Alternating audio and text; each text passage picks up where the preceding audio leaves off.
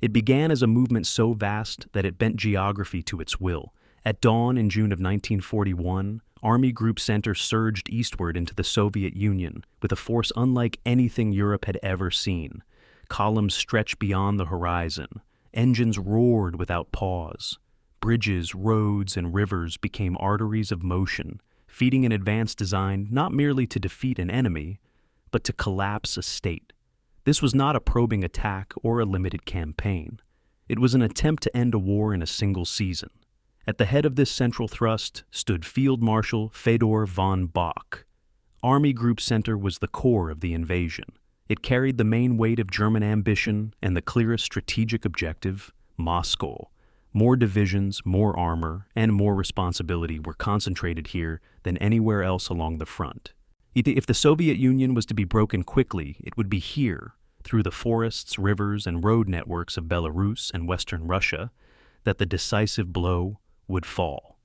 The opening weeks seemed to confirm every assumption. German forces advanced with stunning speed. Soviet formations were encircled on a scale that defied belief. Entire armies vanished into vast pockets at Białystok and Minsk. Roads clogged with prisoners. Equipment was abandoned faster than it could be destroyed. The front disintegrated so quickly that maps became obsolete within days. Army Group Center moved like a machine tuned for collapse. Panzer spearheads drove deep, bypassing resistance. Infantry followed, sealing encirclements and reducing pockets. Luftwaffe strikes shattered movement before it could organize. And commanders spoke openly of victory not as a possibility, but as an approaching fact. Yet beneath the momentum, strain was already forming. Distances expanded faster than supply could follow. Roads deteriorated under constant traffic. Vehicles broke down at rates no plan had anticipated. Fuel deliveries lagged. Units advanced on borrowed time, consuming momentum faster than it could be replenished. The Soviet Union did not collapse. It recoiled. New formations appeared where none were expected. Defenses stiffened. Counterattacks, though costly, forced delays that compounded logistical problems. What had been a fluid advance began to thicken into resistance. Von Bock pressed forward anyway. Encouraged by early success and constrained by strategic expectations, Army Group Center continued its drive eastward. And the great encirclement at Smolensk followed. Another operational victory, another destruction of Soviet forces, and another delay.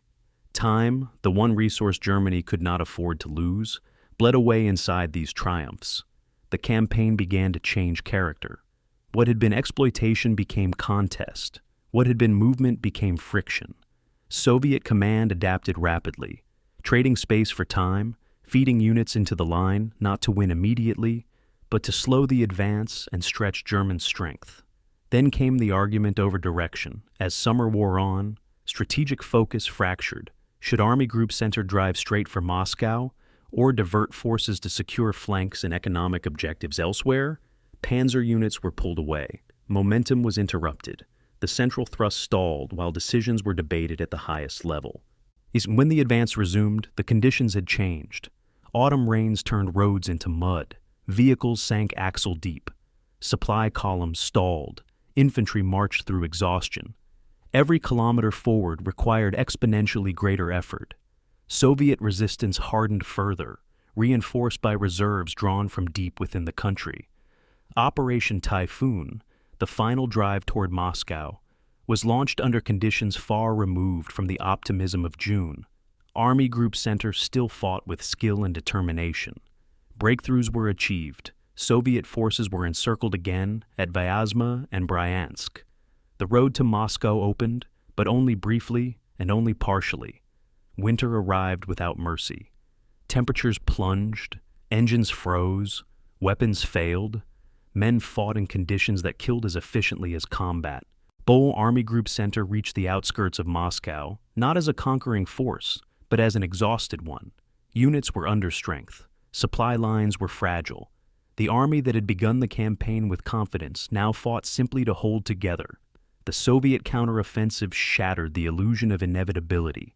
Fresh formations struck along the front. German units were forced back under pressure they could no longer absorb. What had once been advance became withdrawal. What had once been confidence became endurance. Von Bock was removed from command shortly thereafter. Army Group Center survived, but it would never again operate with the freedom or momentum it possessed in the opening months of Barbarossa. The campaign that was meant to end the war had instead ensured it would become one of annihilation and attrition. The history of von Bock's Army Group Center in Barbarossa is not a story of a single failure. It is a story of ambition colliding with scale, of operational brilliance undermined by strategic indecision, of victories that consumed the very time required to make them decisive. Army Group Center destroyed millions of enemy soldiers, captured vast territories, and came closer to Moscow than any other German formation. And yet, it failed in its ultimate purpose, because the war it entered could not be won quickly, and the army it commanded was built for speed, not endurance. Barbarossa did not end at Moscow. It began there. This is the history of von Bock's Army Group Center, the central force of an invasion that moved faster than history itself, and then became trapped inside a war that refused to end. April 5th, 1941. A single lamp illuminates the mahogany desk where Fedor von Bock sits alone, humming a Prussian march his grandfather taught him as a boy. Maps of the Soviet Union spread before him like autopsy photographs of an empire he has been ordered to dissect. His fingers trace the rail lines east of Minsk, calculating distances his tanks must cover before the autumn rains turn Russian roads into rivers of mud. Outside, spring rain drums against the windows of his East Prussian headquarters. Von Bock does not hear it. He is listening to ghosts, the cavalry charges of 1870, the encirclements of the Franco-Prussian War, the elegant geometry of battles fought when wars ended before winter came.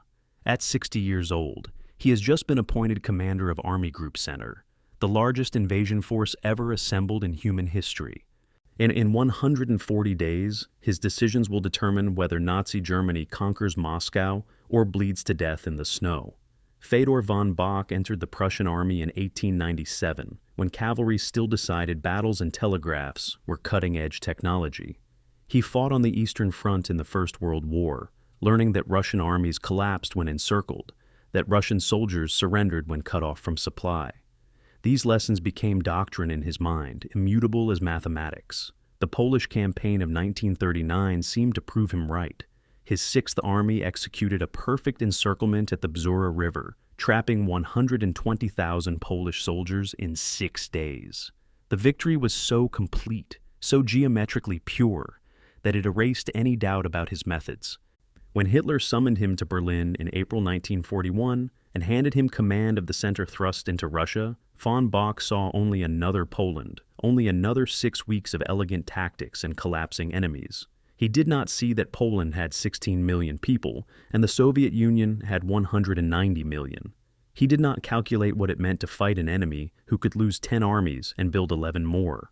On April 5th, 1941, von Bock receives a visitor who will haunt him for the rest of his life. General Franz Halder, chief of the German General Staff, arrives with maps and casualty projections. They sit in leather chairs that once belonged to Frederick the Great's officers, drinking cognac that tastes of old victories. Ace Halder spreads a map showing the distance from the Polish border to Moscow, 1,000 kilometers of forest, swamp, and steppe. He explains that German trucks will break down, that fuel will run short, that the Russians have more divisions than German intelligence can count. Von Bock listens with the patient expression of a professor enduring a nervous student. When Halder finishes, von Bock stands and walks to the window. "The Bolsheviks are not a military power," he says quietly, watching rain slide down the glass. "They are a political fiction held together by terror. We have only to kick in the door, and the whole rotten structure will come crashing down." Halder gathers his maps in silence. He has delivered the warning. The decision is no longer his to make. 3 weeks later, von Bock writes a letter to his wife that reveals the certainty burning in his chest. "My dearest," he begins, "I am to command an army group whose strength surpasses anything conceived in military history. We have 19,000 artillery pieces, 1,400 tanks, nearly 2 million men. The enemy has numbers but no doctrine, weapons but no will. I expect we shall be in Moscow before the leaves fall." He seals the letter with red wax, presses his signet ring into it, and hands it to an aide for posting. The letter will reach his wife 3 days before Operation Barbarossa begins. She will read it on June 19th, while her husband reviews final deployment orders. She will keep it in her desk drawer through the war, through the retreat, through the collapse of everything her husband promised. In 1945, that's when Russian soldiers occupy her estate, she will burn it along with all his other letters, trying to erase the evidence of his confidence. Von Bock's career provides no warning of what is coming. Every success has taught him the wrong lesson. In Poland, his encirclement at Bzura worked because Polish forces had nowhere to retreat. They were fighting to defend their capital, trapped by geography and political necessity. Von Bock concluded that encirclement was decisive. In France, his Army Group B smashed through Belgium in 18 days, proving that modern armor could achieve what cavalry once dreamed of. Von Bock concluded that speed defeated all defenses. Neither campaign prepared him for an enemy with the space to retreat 1,000 kilometers without surrendering. With the capacity to lose 1 million men and conscript 2 million more. His entire tactical philosophy rests on assumptions that work perfectly in every country except the one he is about to invade. Hitler has given him an army built for 6-week campaigns and ordered him to conquer a country the size of a continent. Von Bock believes this is possible because every previous campaign has confirmed his genius.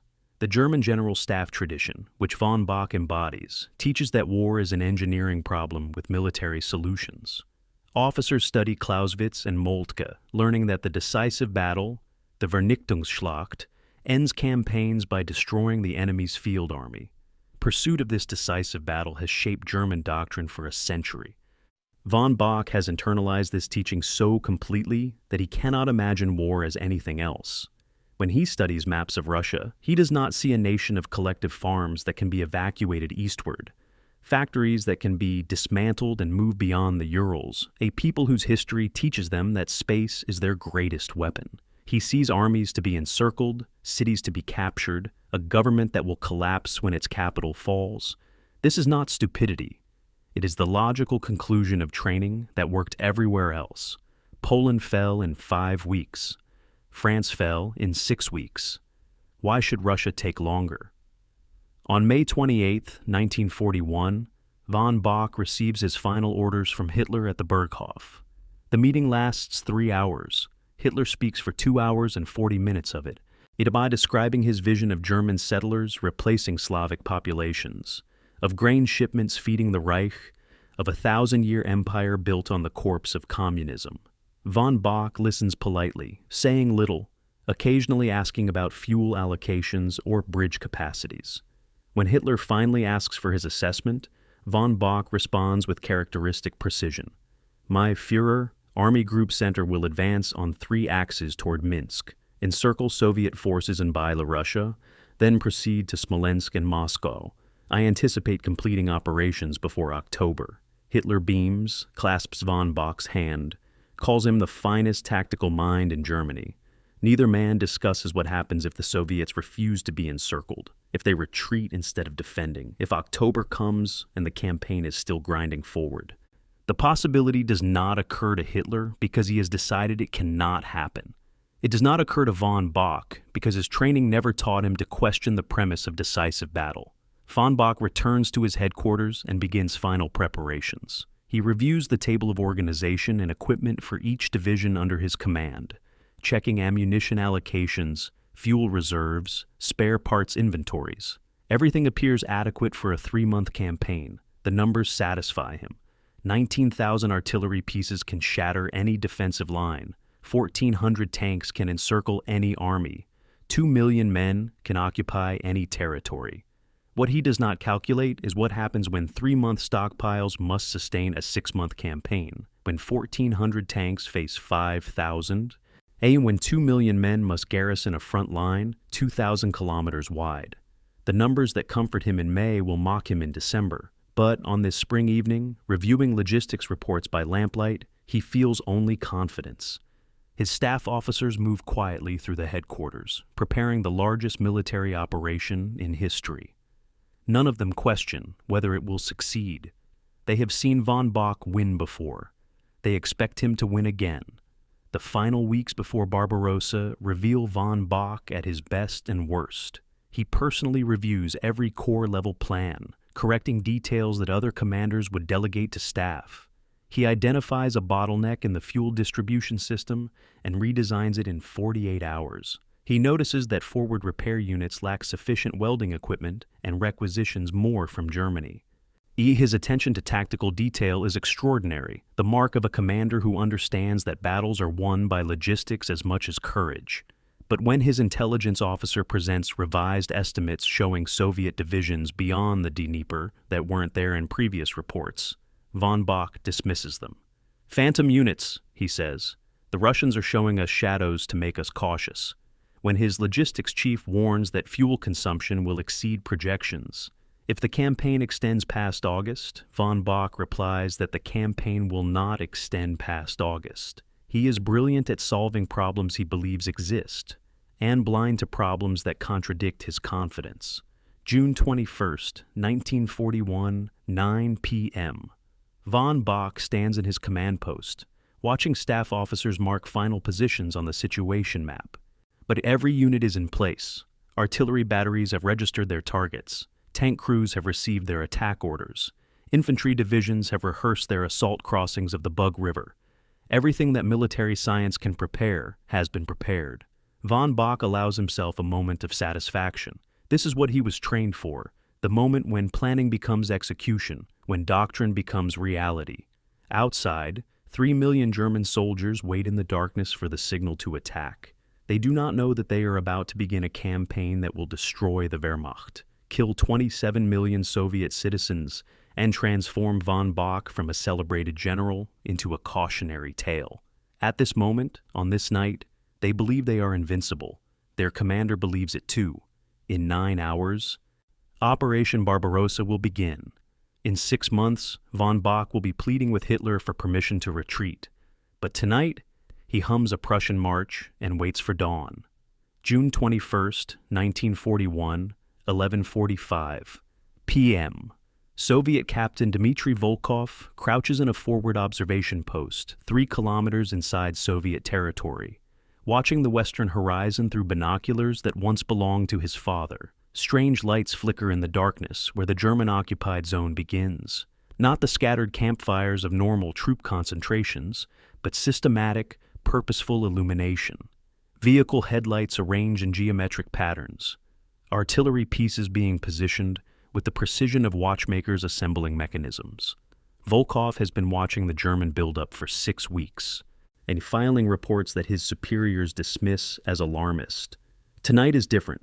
Tonight he can hear the Germans working, the clank of tank treads, the rumble of trucks, the metallic cough of diesel engines. He knows what this means. They are coming, not tomorrow, not next week, in hours. He scrambles down from his post, runs 200 meters to the field telephone, cranks the handle with shaking hands. The duty officer at 4th Army headquarters answers with the bored voice of a man expecting nothing important. "Sir," Volkov says, trying to keep his voice steady, "they are preparing to attack. I can hear them positioning artillery. This is not an exercise." The duty officer sighs. "Captain, we have received 17 reports of imminent attack in the past month. Stand down and maintain observation." The line goes dead. Volkov hangs up the receiver and stares at it, knowing he has done everything military procedure allows and that it will not be enough. The same moment, 600 kilometers to the west, Major Ernst Kuttner sits in a converted warehouse in occupied Poland, reviewing fuel allocation spreadsheets by the light of a kerosene lamp. The numbers refuse to cooperate with optimism. Army Group Center requires 1.5 million gallons of fuel per day to maintain operations at full tempo. This is not an estimate, but a calculation derived from vehicle consumption rates, distances to be covered, and basic physics. German logistics networks can deliver 800,000 gallons per day to the concentration area, assuming perfect conditions, no partisan attacks, and rail capacity that exceeds anything the Wehrmacht has previously sustained. Kuttner has spent 3 months trying to solve this equation. Every solution requires either reducing the operational tempo by half or accepting that fuel stocks will run dry sometime around day 90 of the campaign. He has presented these calculations to his superiors 5 times.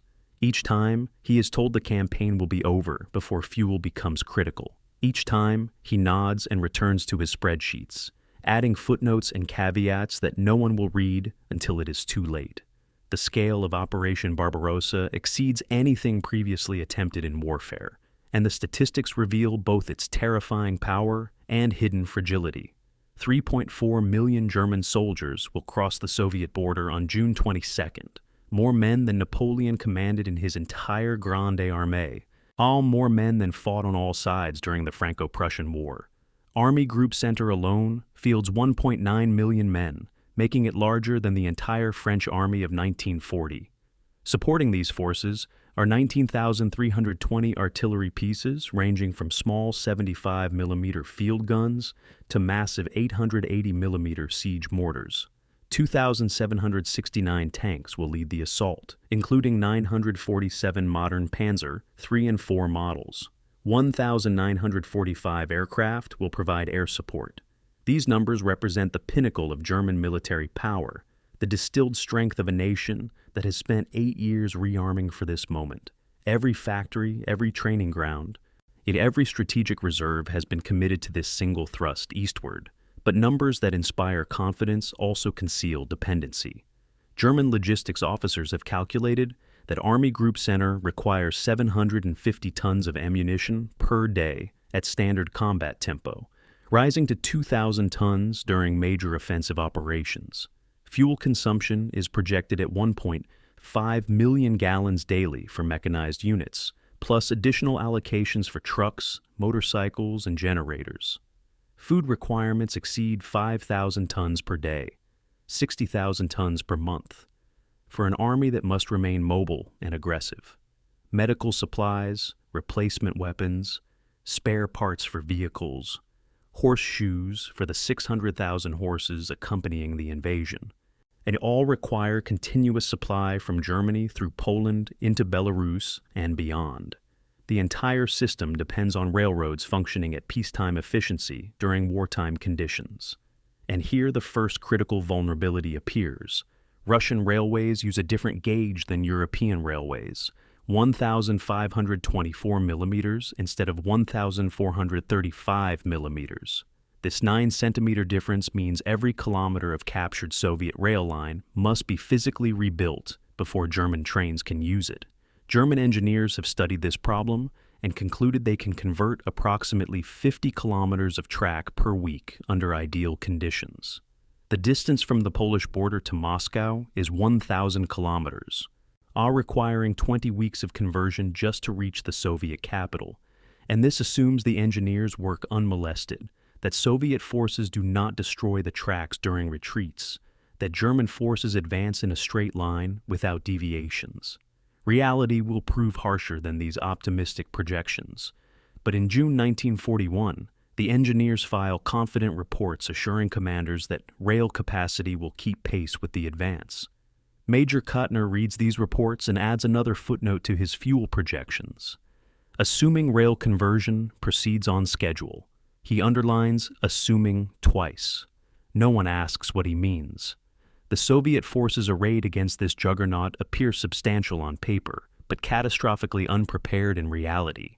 2.9 million Soviet soldiers occupy positions across the western military districts, spread across a front stretching 2,000 kilometers from the Baltic to the Black Sea. Army Group Center faces approximately 1.4 million Soviet troops in the Byelorussian sector, organized into 4 armies with impressive-sounding designations: 3rd Army, 4th Army, 10th Army, 13th Army. These armies possess 5,000 tanks between them, more armor than Germany, France, and Britain combined deployed in 1940. They have 14,000 artillery pieces and 1,800 aircraft. On paper, the correlation of forces suggests a relatively even match. In reality, the Soviet units are catastrophically vulnerable. Most are positioned directly on the frontier in exposed salients, the perfect targets for German encirclement tactics. Soviet Doctrine in June 1941 calls for defending at the border and counterattacking immediately if invaded, precisely the response that will allow German mobile forces to surround and destroy them. The deeper problem that will doom Soviet frontier forces is something German intelligence has failed to grasp. Soviet defensive doctrine relies on depth, not strength at the border. Behind the 4 frontier armies sit 3 reserve armies, 20th, 21st, and 22nd, totaling another 600,000 men that German reconnaissance has not detected. These forces are positioned 100 to 200 kilometers behind the frontier, waiting to absorb and channel German thrusts into killing zones. Further east, beyond German reconnaissance range, Stalin has positioned another 1 million men in strategic reserve armies that can reinforce wherever the German attack proves strongest. This layered defense means that every German victory in the opening weeks will simply expose them to fresh Soviet forces deeper inside Russia. But in June 1941, German intelligence estimates Soviet strength at 146 divisions facing Army Group Center, when the actual number exceeds 214. This 32% underestimate will have consequences that compound daily as the campaign unfolds. The vehicles assembled for Barbarossa reveal another dimension of German vulnerability, masked by impressive statistics. The 2,769 tanks include 1,483 Panzer I and 2 light tanks, machines designed for reconnaissance and infantry support, not tank versus tank combat. These vehicles carry only 20mm or 37mm guns that cannot penetrate Soviet T-34 or KV-1 armor at combat ranges. Only the 947 Panzer III and IV medium tanks can realistically fight Soviet armor, giving Germany fewer modern tanks than Soviet forces possess in the Belarusian sector alone. German commanders know this, but assume Soviet tanks will be poorly used, commanded by officers purged during Stalin's terror, crewed by peasants who barely know how to shift gears. This assumption is partially correct. Soviet tank units in June 1941 are poorly trained and often mechanically unreliable, but the assumption fails to account for what happens when Soviet industry begins producing 2,500 tanks per month to replace losses, when surviving crews gain experience, when desperation focuses improvement. The final critical vulnerability, invisible in June but catastrophic by December, is what German logistics officers privately call the Rasputitsa problem. Rasputitsa, literally time without roads, refers to the biannual mud season when Russian dirt roads become impassable swamps. Spring Rasputitsa runs from March through May. Autumn Rasputitsa runs from September through November. During these periods, every unpaved road becomes a river of mud that can swallow trucks up to their axles and immobilize entire divisions, reduce supply columns to walking pace. 90% of Soviet roads are unpaved. German planners have acknowledged this problem and concluded that the campaign must be completed between June and September, during the brief window when roads remain passable. This gives Army Group Center 90 to 100 days to advance 1,000 kilometers, destroy Soviet field armies, and capture Moscow. Major Kuttner has calculated that this requires an average advance rate of 10 to 12 kilometers per day, every day, without pause for rest, resupply, or consolidation. No army in history has sustained such an advance rate for such a duration. Kuttner files his report and waits for someone to acknowledge the impossibility. No one does. June 21st, 1941, 9 p.m. The German military machine completes its final preparations. Tank crews conduct last-minute maintenance, tightening treads and checking ammunition racks. Infantry platoons distribute assault rations and extra grenades. Artillery batteries align their sights on coordinates provided by intelligence officers. Engineers assemble pontoon bridges that will span the Bug River within hours of the invasion's start. Everything that can be anticipated has been anticipated. Everything that can be controlled has been controlled. Von Bock tours the forward positions, stopping to speak with officers and enlisted men, projecting the confidence that has made him legendary. Moscow before autumn, he tells them. The Bolsheviks will collapse at the first blow. The men cheer. They believe him. Why wouldn't they? He has never led them to defeat. In 6 hours, 3 million men will surge eastward in the largest invasion in history. They do not know they are entering a country that can absorb 3 million casualties and keep fighting, that can lose 1,000 tanks and build 2,000 more, that measures victory not in territory gained, but in enemy blood spilled. Tonight they sleep with the confidence of men who have always won. Tomorrow they will begin learning what it means to fight an enemy who refuses to acknowledge defeat. May 20th, 1941, 3 p.m.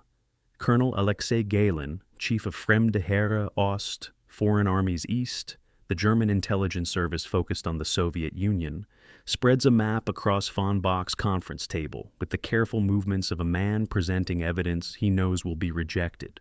Red markers indicate known Soviet divisions. Then in blue zones show suspected defensive positions. Black circles mark locations where railway construction suggests major troop movements. Galen has spent 6 months assembling this intelligence from reconnaissance flights, signals intercepts, reports from German embassy personnel in Moscow before diplomatic relations collapsed. The map shows 146 Soviet divisions facing Army Group Center's sector, a formidable but manageable number, suggesting rough parity with German forces. Von Bock studies the map, asks about Soviet tank strengths and artillery allocations, nods approvingly at Galen's answers. What neither man acknowledges is that the map is catastrophically incomplete. Soviet defensive preparations extend far beyond what German reconnaissance can detect. And the divisions Galen has identified represent less than 2/3 of actual Soviet strength in the region. The intelligence failure that will doom German planning originates not from lack of effort, but from Soviet mastery of maskirovka, military deception.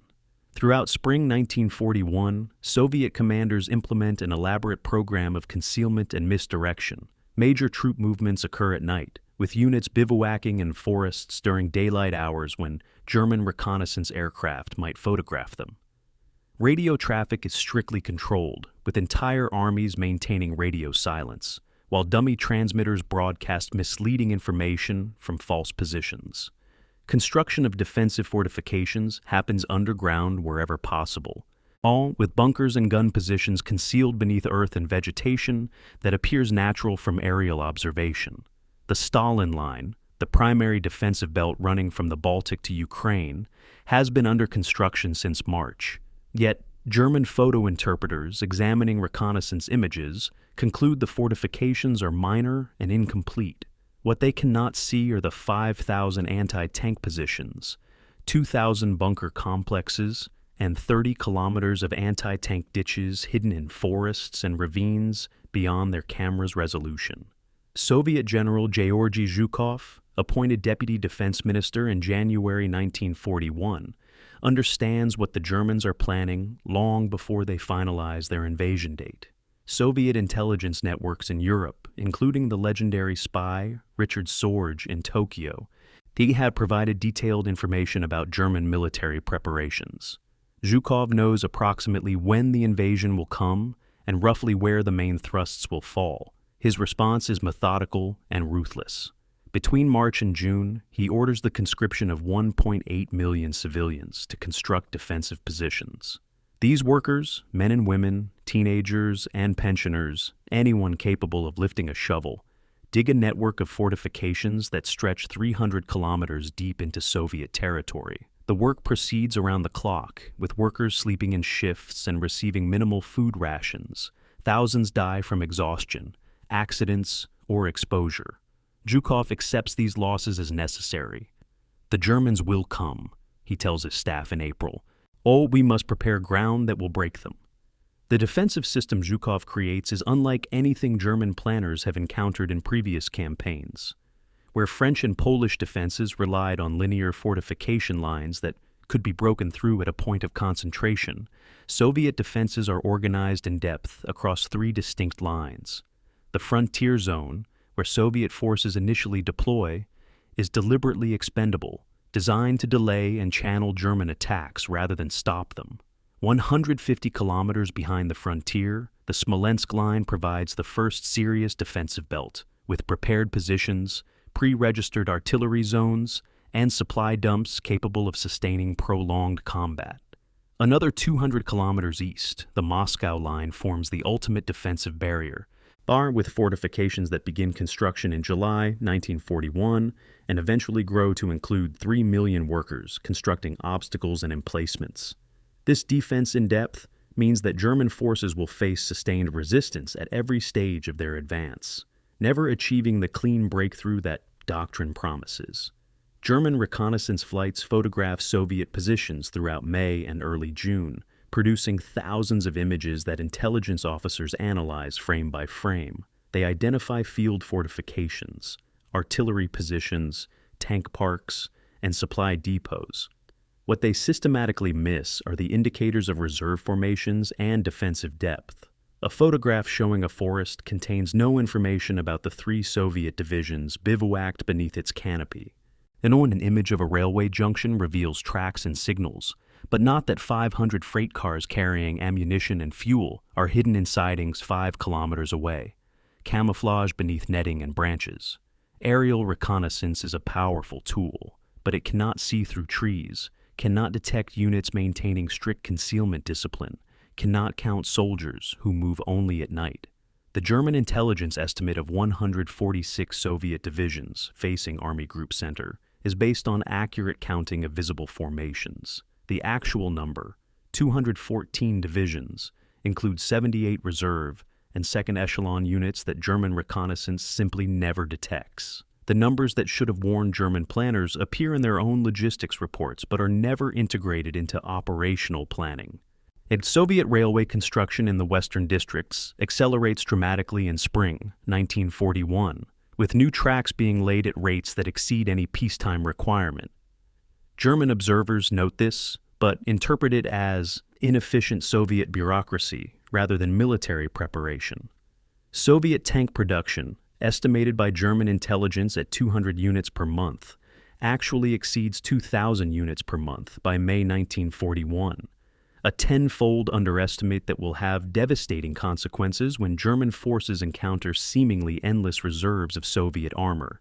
Most critically, German planners assume Soviet mobilization capacity cannot exceed 15 new divisions per month based on pre-war industrial assessments. The actual rate by June 1941 is 40 divisions per month, with capacity continuing to grow as evacuated factories in the Urals begin production. May 28, 1941, 4 p.m. Von Bock meets with Hitler at the Berghof to review final invasion plans. Hitler is euphoric, speaking rapidly about the inevitable collapse of the Judeo-Bolshevik regime once German forces strike. Von Bock attempts to inject tactical realism into the discussion, mentioning Galen's intelligence estimates and the possibility of stronger resistance than anticipated. Hitler waves this away dismissively. "The Russians are a rabble," he says. "They cannot coordinate defense across such distances. We will be in Moscow before they organize effective resistance." Von Bock wants to press the point, wants to ask what happens if the intelligence is wrong, if Soviet forces are stronger than estimated, and if the campaign extends beyond autumn. But Hitler's certainty fills the room like a physical presence, making dissent feel like betrayal. Von Bock nods and assures the Führer that Army Group Center will execute its mission flawlessly. The meeting ends with handshakes and confidence. Neither man acknowledges the possibility that their assumptions might be catastrophically wrong. The Soviet defensive preparations visible to German reconnaissance represent only the surface of a much deeper system. Zhukov's strategy relies not on holding territory, but on imposing costs, forcing the Germans to fight for every kilometer, to expend ammunition and fuel in quantities that outpace their supply capacity, to sustain casualties that cannot be replaced. The frontier armies are instructed to delay rather than decisively engage, and falling back to prepared positions when threatened with encirclement. The reserve armies are positioned to counterattack German thrusts once they outrun their supply lines and exhaust their momentum. This doctrine requires accepting massive initial losses. Zhukov estimates 500,000 casualties in the first month, but preserves the Soviet Union's capacity to continue fighting while degrading German offensive power. It is a strategy that trades space for time and blood for survival, concepts that make perfect sense to Russian commanders raised on histories of Napoleon's invasion, but remain alien to German officers trained in Prussian decisive battle doctrine. German intelligence officers like Galen understand fragments of this, but cannot convince their superiors to adjust operational plans. Galen's reports include caveats about potentially larger Soviet forces and warnings about defensive depth, but these qualifications are buried in footnotes that commanders skip. Von Bock reads the executive summary showing 146 divisions and concludes his forces enjoy numerical superiority. His staff officers, eager to please and conditioned to optimism, do not challenge this interpretation. The possibility that they might be advancing into a carefully prepared trap, that Soviet forces might be twice as numerous as estimated, that the entire campaign premise might rest on flawed intelligence, these possibilities are too terrible to acknowledge, so they are filed away, dismissed as pessimism, ignored until reality makes them undeniable. June 8, 1941, noon. A German reconnaissance aircraft photographs the approaches to Minsk, producing images that intelligence officers examine with satisfaction. The photographs show minimal fortification, few visible troop concentrations, and road networks that appear to be functioning normally. The interpreters conclude that Soviet forces have not established significant defensive positions in the Minsk region, and that the city will likely fall quickly once German forces reach it. What the photographs do not show are the 3 Soviet armies positioned in forests north and south of Minsk, totaling 400,000 men, with orders to encircle any German force that advances too far too fast. They do not show the ammunition dumps hidden in ravines, the tank reserves camouflaged beneath camouflage netting that makes them invisible from above, the artillery batteries registered on approach roads that will turn those roads into killing zones. The photographs show what Soviet commanders want the Germans to see, an apparently open route to Moscow that is actually a carefully prepared killing ground. German intelligence officers file the reconnaissance report with a note of satisfaction. Enemy defensive preparations, minimal. In 45 days, German forces will discover how wrong this assessment was. June 22, 1941, 3:15 a.m.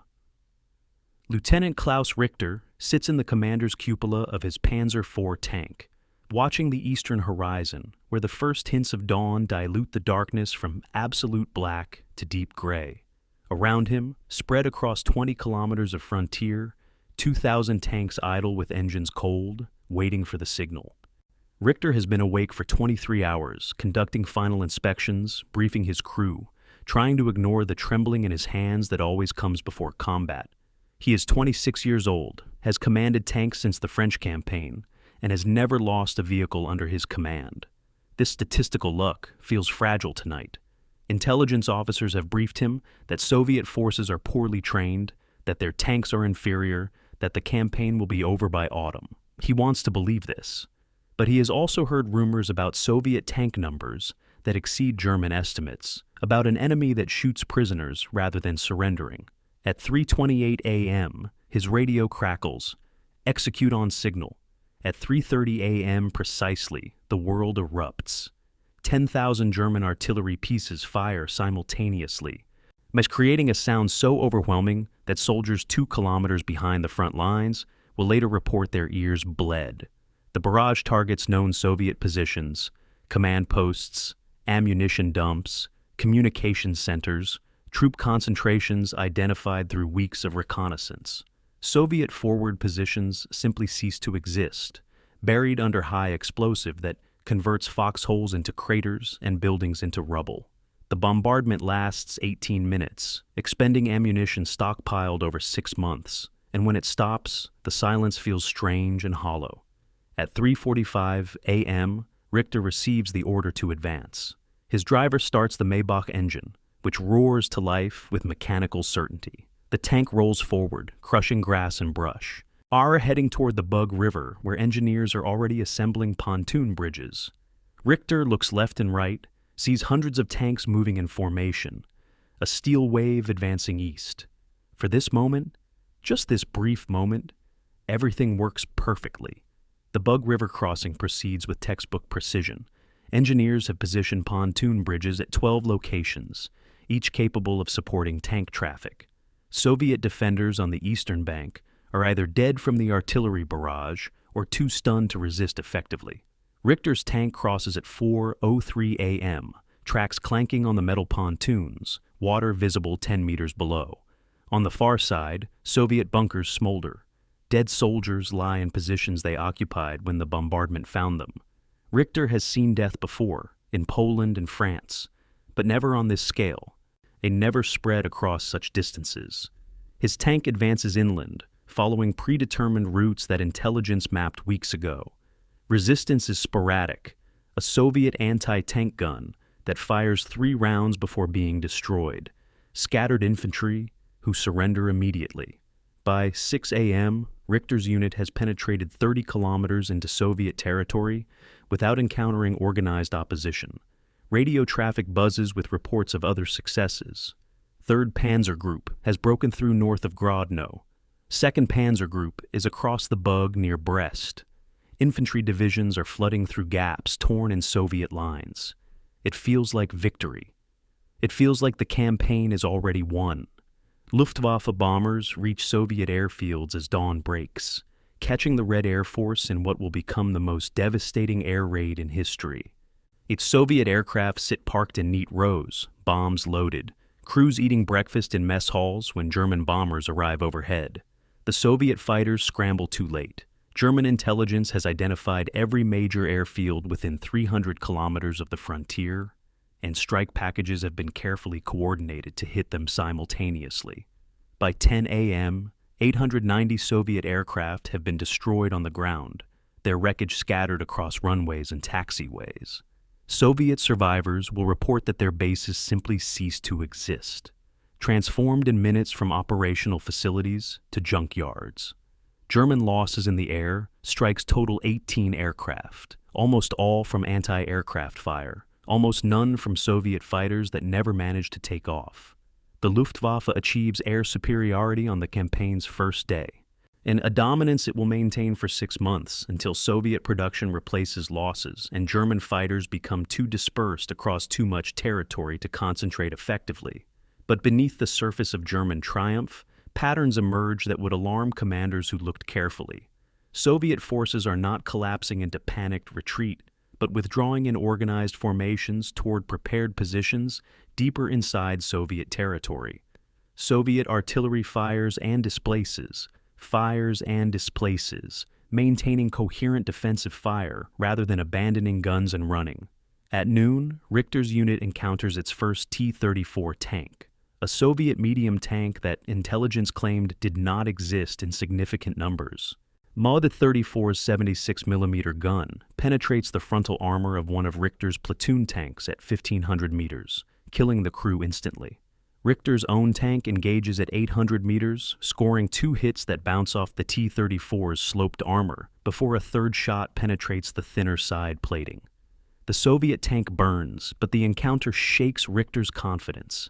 His Panzer IV is Germany's best medium tank, and it barely defeated a single T-34 at close range.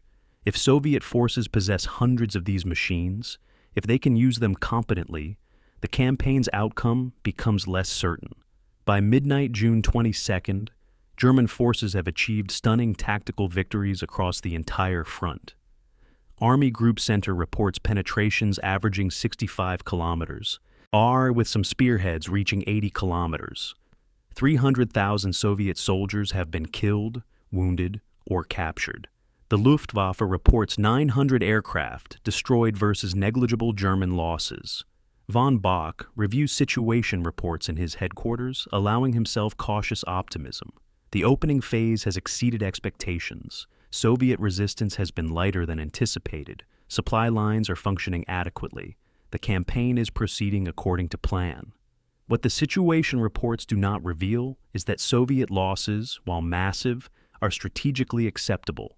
Stalin has mobilized 8 million men. Losing 400,000 in one day is terrible, but not catastrophic.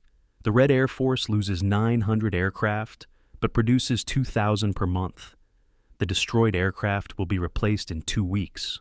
Now, most critically, Soviet command and control remain intact, as Zhukov receives casualty reports, acknowledges them without emotion, and begins moving reserve divisions forward to established defensive positions. He is not fighting to hold territory but to impose costs that will ultimately exceed German capacity to sustain them. German casualties on June 22nd total 8,000 men, killed, wounded, and missing. This is higher than any single day in the Polish campaign, but still manageable given the force committed. What troubles German medical officers is the nature of the wounds. Soviet soldiers, even when surrounded and outnumbered, continue fighting with a determination that surprised German veterans who thought they had seen everything in Poland and France. A Soviet position will receive surrender demands. Acknowledge them with a white flag, and then open fire when Germans approach to accept the surrender. Soviet wounded shoot from prone positions rather than submitting to capture. This tactical brutality is something new in German experience, an enemy that does not acknowledge the conventions that made war manageable in Western Europe. German soldiers begin shooting Soviet wounded as a precaution, which escalates into general policies that will eventually spiral into the systematic atrocities that define the Eastern Front's character. Tank losses on day 1 appear modest. 47 German tanks destroyed, 63 disabled by mechanical failure or minor damage. Soviet tank losses are estimated at 400 vehicles, though accurate counts prove impossible amid the chaos. What German commanders do not yet realize is that their replacement capacity cannot sustain even these modest daily losses. German factories produce 240 new tanks per month, 8 per day. Losing 47 in a single day means 6 days of production to replace 1 day's combat. Soviet factories produce 2,000 tanks per month, 67 per day. Losing 400 tanks means 6 days to replace. The asymmetry is already visible in June, but will not become operationally critical until August, when German tank strength begins declining while Soviet strength stabilizes. On this first night, though, German tank commanders sleep with confidence. They have shattered Soviet armor in every engagement. They have no reason to doubt their continued superiority. The critical statistic that will eventually define the campaign appears in a logistics report filed at 10 p.m. June 22nd. German forces have consumed fuel at a rate 18% higher than planned, partly due to longer than anticipated movements, partly due to tanks idling during assembly periods, partly due to inefficiencies inevitable in any large operation. This 18% overrun means fuel reserves are now sufficient for 82 days of operations instead of 100 days. The logistics officer who files this report notes the discrepancy but recommends no immediate action. Consumption rates will normalize once initial confusion settles. Von Bock reads the report, initials it, and files it without comment. The campaign is projected to last 60 to 90 days. 82 days of fuel is adequate. And what he does not calculate is what happens when consumption continues exceeding projections, when 90 days becomes 120, when Soviet infrastructure proves more difficult to exploit than anticipated. The fuel crisis that will eventually cripple Army Group Center begins on day 1, invisible in the triumph of tactical success. June 22nd, midnight. Klaus Richter sits on his tank's turret, eating a ration of hard bread and tinned meat while his crew sleeps beneath camouflage netting. Around him, the Panzer Division bivouacs in a captured Soviet village whose inhabitants have vanished, evacuated, fled, or hidden. German sentries patrol the perimeter, mechanic service vehicles by the light of shaded lanterns. The night is warm, and mosquitoes swarm from a nearby marsh. Richter writes in his log, a habit he maintains despite regulations discouraging personal journals. June 22, 1941, he writes, "We crossed the frontier at 4 a.m., encountered minimal resistance, advanced 80 kilometers. The Russians cannot stop us. We will be in Moscow before autumn." He closes the journal, slides it into his map case, and lies back against the turret to watch stars appear between clouds. He does not know that he has just lived the easiest day of the campaign, that tomorrow will be harder, that every day afterward will demand more and deliver less. Tonight, he sleeps the sleep of victors, confident that the war is already won. In 6 months, he will be sleeping in snow, burning furniture for warmth, wondering why the Russians refuse to acknowledge their defeat. June 30th, 1941, 4 p.m. That's Lieutenant Klaus Richter's tank rolls into the outskirts of Minsk, 550 kilometers from the Polish border, and his crew erupts in celebration. 8 days. They have advanced 550 kilometers in 8 days, averaging nearly 70 kilometers per day through territory that intelligence promised would resist fiercely. The city spreads before them, factories still smoking from Luftwaffe bombing, apartment blocks scarred by artillery, but fundamentally intact and seemingly undefended. Richter's radio operator uncorks a bottle of schnapps saved for this moment, passes it around the crew. They drink to victory, to homecoming, to the campaign's end. Every soldier in the division believes the same thing. The war is over. The Soviets have collapsed. Moscow will fall within weeks, maybe days. They have won. Richter writes in his journal that evening, Minsk, June 30th. We have done it. The Bolsheviks are finished. Home by autumn. He does not know that 700,000 Soviet soldiers are encircled around Minsk, still fighting, still tying down German divisions that should be racing eastward. He does not know that Major Kuttner, 600 kilometers to the west, is staring at fuel reports with growing horror. The same evening, Major Ernst Kuttner sits in his logistics headquarters in Brest, reviewing supply consumption reports that should not be possible. Army Group Center has consumed 42% of its fuel reserves in 8 days, reserves calculated to last 90 days at standard combat tempo. The mathematics are undeniable and terrifying. At current consumption rates, fuel will run dry on day 19, not day 90. Kuttner has spent the past 3 days frantically requisitioning additional fuel from Germany, diverting supply trucks from other army groups, demanding faster railway conversion to bring forward stockpiles from Poland. Every solution is inadequate. German railways can deliver 800,000 gallons per day to forward positions, but the army is consuming 1.5 million gallons daily. The deficit grows larger each day, each kilometer of advance. Kuttner drafts a report to von Bock's headquarters, carefully phrasing it to avoid seeming alarmist, while making the crisis clear. Current fuel stocks, 6 operational days. Minimum safety requirement, 14 days. Recommend immediate reduction in operational tempo or acceptance of fuel exhaustion by mid-July. He seals the report, hands it to a courier, and returns to his calculations, searching for solutions that do not exist. The encirclement at Minsk appears to vindicate German tactical doctrine while simultaneously revealing its strategic inadequacy. German forces have surrounded 700,000 Soviet soldiers in a pocket west of Minsk, the largest encirclement in military history, dwarfing anything achieved in Poland or France. Von Bock studies the situation maps with satisfaction, watching his staff mark destroyed Soviet divisions, captured supply dumps, crumbling resistance. This is the decisive battle German doctrine promises, the Vernichtungsschlacht that ends campaigns. But the encirclement does not end as encirclements should. Soviet forces refuse to surrender en masse. Instead, they organize defensive positions inside the pocket, boldly counterattack German containment forces, and maintain coordinated resistance that requires entire German divisions to contain.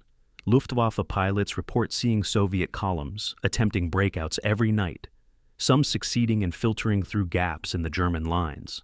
What should be a simple mopping-up operation becomes a month-long siege that consumes ammunition, fuel, and time that German planning cannot afford. By mid-July, disturbing patterns emerge in casualty reports that challenge the narrative of easy victory. German losses average 2,800 men per day, killed, wounded, and missing. This is sustainable for a short campaign, but devastating for an extended one.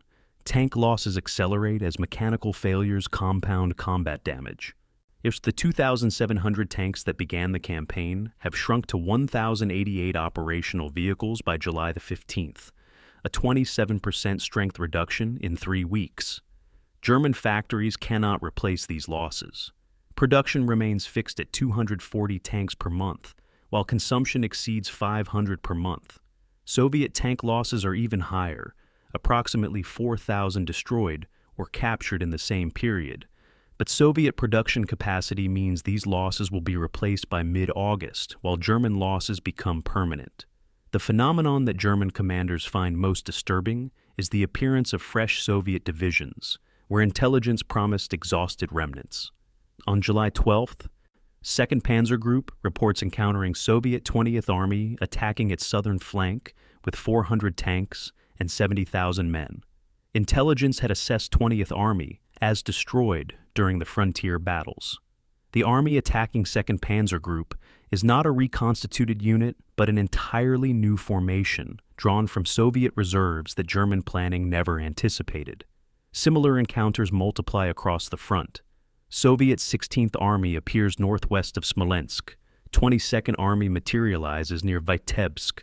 Soviet 19th Army attacks from the east near Gomel. Each of these armies represents approximately 100,000 men and 300 tanks.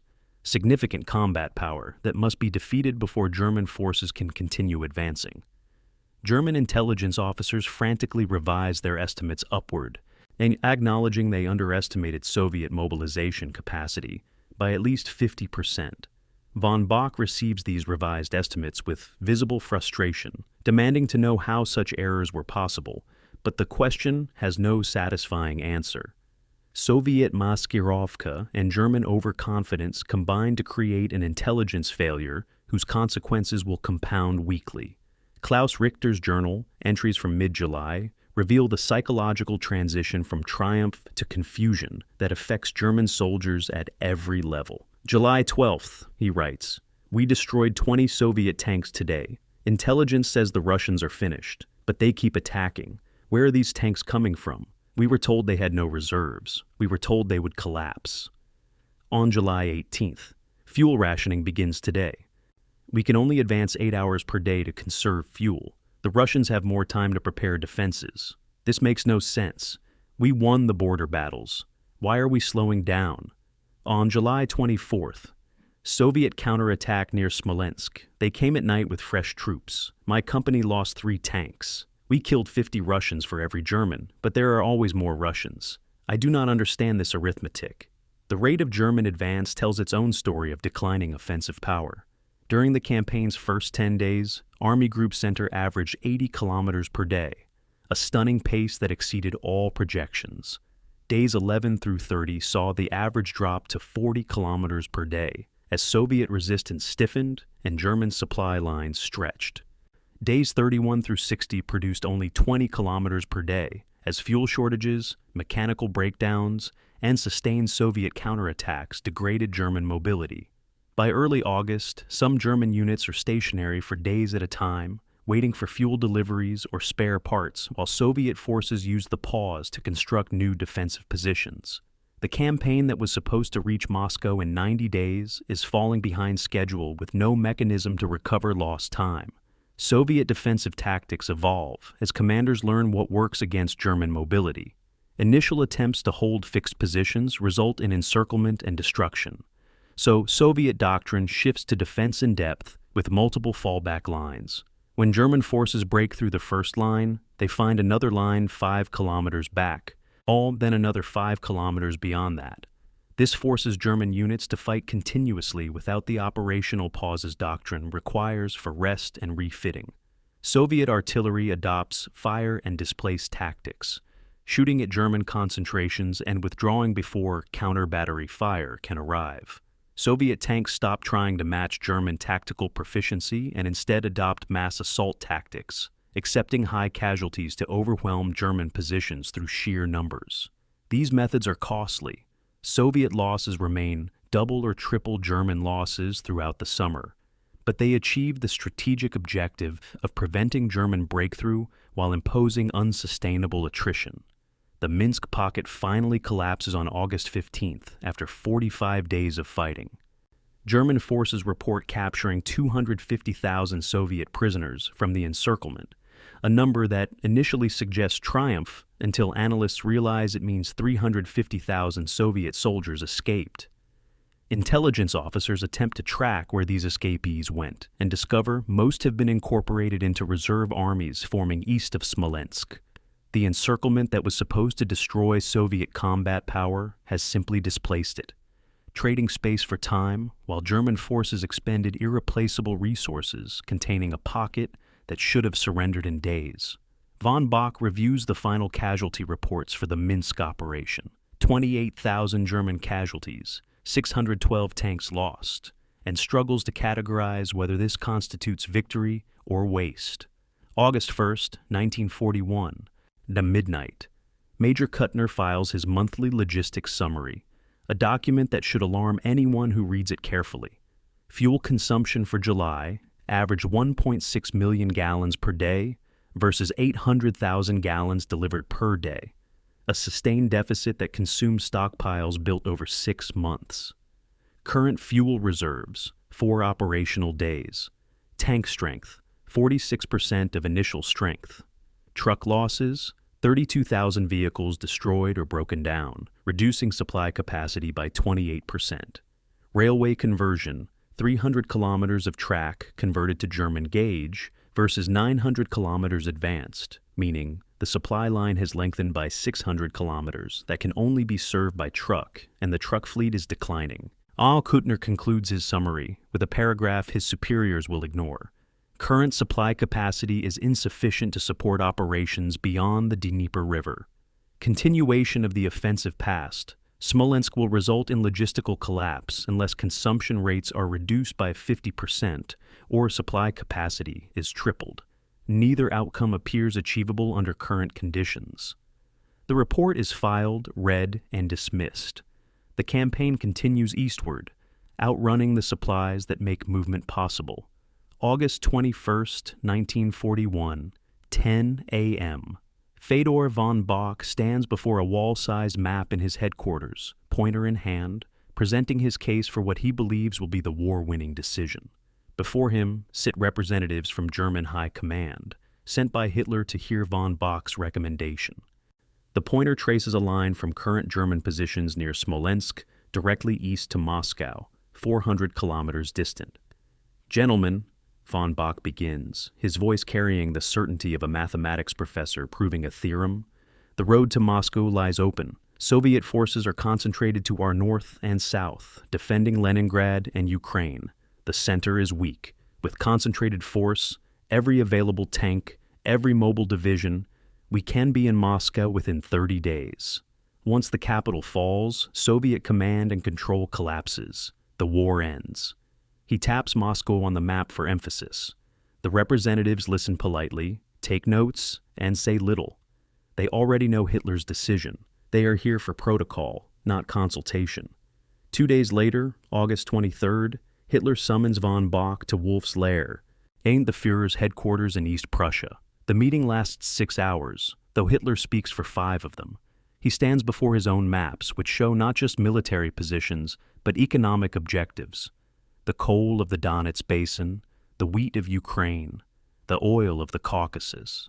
Moscow is a name on a map, Hitler declares, pacing with nervous energy. Ukraine is the breadbasket that feeds the Soviet Union. The Donets Basin produces 60% of their steel. These are the strategic objectives that will cripple Bolshevism permanently. Moscow can wait. The weather will hold. We will take Ukraine, then turn north and seize Moscow at our leisure. Von Bock attempts to interject, to explain that fuel shortages and mechanical attrition are degrading combat power daily. As that delay benefits Soviet defenses while weakening German offensive capacity. Hitler cuts him off. I have decided 2nd Panzer Group and 2nd Army will wheel south to encircle Soviet forces in Ukraine. The attack begins August 25th. Von Bock returns to his headquarters in a state of controlled fury, a rage his staff has never witnessed. He summons his chief of staff, dictates a letter to his wife that violates every security protocol about discussing military decisions in personal correspondence. My dearest, he writes, I have been overruled in a matter where I am certain I am correct. We stand 400 kilometers from Moscow with the strength to seize it. We are being ordered instead to chase political objectives in Ukraine. I believe this is a catastrophic mistake that will cost us the war. Any history will judge who was right, those who pursued military victory or those who pursued economic fantasies. He seals the letter, hands it to an aide for posting, and returns to the map to implement orders he believes are suicidal. The aide who carries the letter will later testify that von Bock sat before the map for 3 hours that evening, saying nothing, simply staring at the route to Moscow that will now never be taken. The redeployment that follows is a masterpiece of German operational planning and a strategic catastrophe. 2nd Panzer Group, commanded by General Heinz Guderian, consists of 600 tanks and supporting motorized infantry, the largest mobile force in Army Group Center. 2nd Army adds another 450,000 infantry and artillery. Together, these forces begin wheeling south on August 25th, reorienting from Moscow to Kiev. The maneuver requires crossing multiple river lines, coordinating movements across 300 kilometers of front, and maintaining supply to units now advancing perpendicular to their logistics tail. German staff officers execute this complexity flawlessly, moving 500,000 men and 600 tanks without losing cohesion or creating gaps Soviet forces can exploit. It is precisely the kind of operational brilliance that makes the Wehrmacht legendary. It is also operationally meaningless because it directs that brilliance toward objectives that cannot win the war. While 2nd Panzer Group redeploys southward, von Bock is left with depleted forces to maintain pressure toward Moscow. And 3rd Panzer Group and 4th Army, approximately 1.3 million men and 400 operational tanks, face Soviet defenses that grow stronger daily. Zhukov, monitoring German movements from Moscow, immediately recognizes what the redeployment means. On August 26th, he issues orders to Soviet Western Front. The Germans are dividing their forces. They will not attack Moscow this year. Begin fortification of all approaches to the capital. Conscript civilian labor. Build defenses that will stop them when they finally come. Within 48 hours, 300,000 Moscow civilians are digging trenches and anti-tank ditches in the approaches to the capital. The work will continue through October, creating the defensive belts that will eventually halt German forces in December. The Kiev encirclement that results from the southward redeployment appears to vindicate Hitler's decision, while actually confirming von Bock's warning. 2nd Panzer Group links up with 1st Panzer Group, advancing north from Army Group South on September 16th, encircling Soviet Southwestern Front in the largest encirclement battle in history. 750,000 Soviet soldiers are trapped in a pocket west of Kiev. German forces systematically reduce the pocket over 3 weeks, capturing an immense haul of prisoners and equipment. Goebbels' propaganda ministry proclaims it the greatest victory in German military history.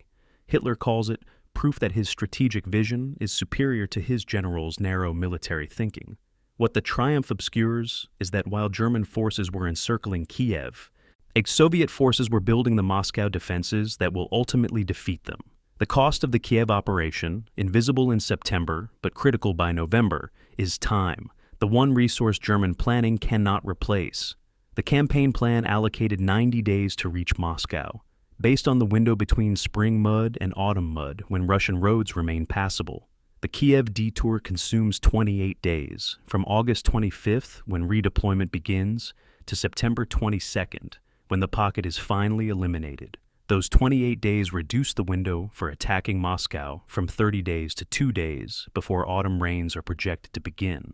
Von Bock understands this arithmetic immediately. His staff officers understand it. Logistics officers understand it.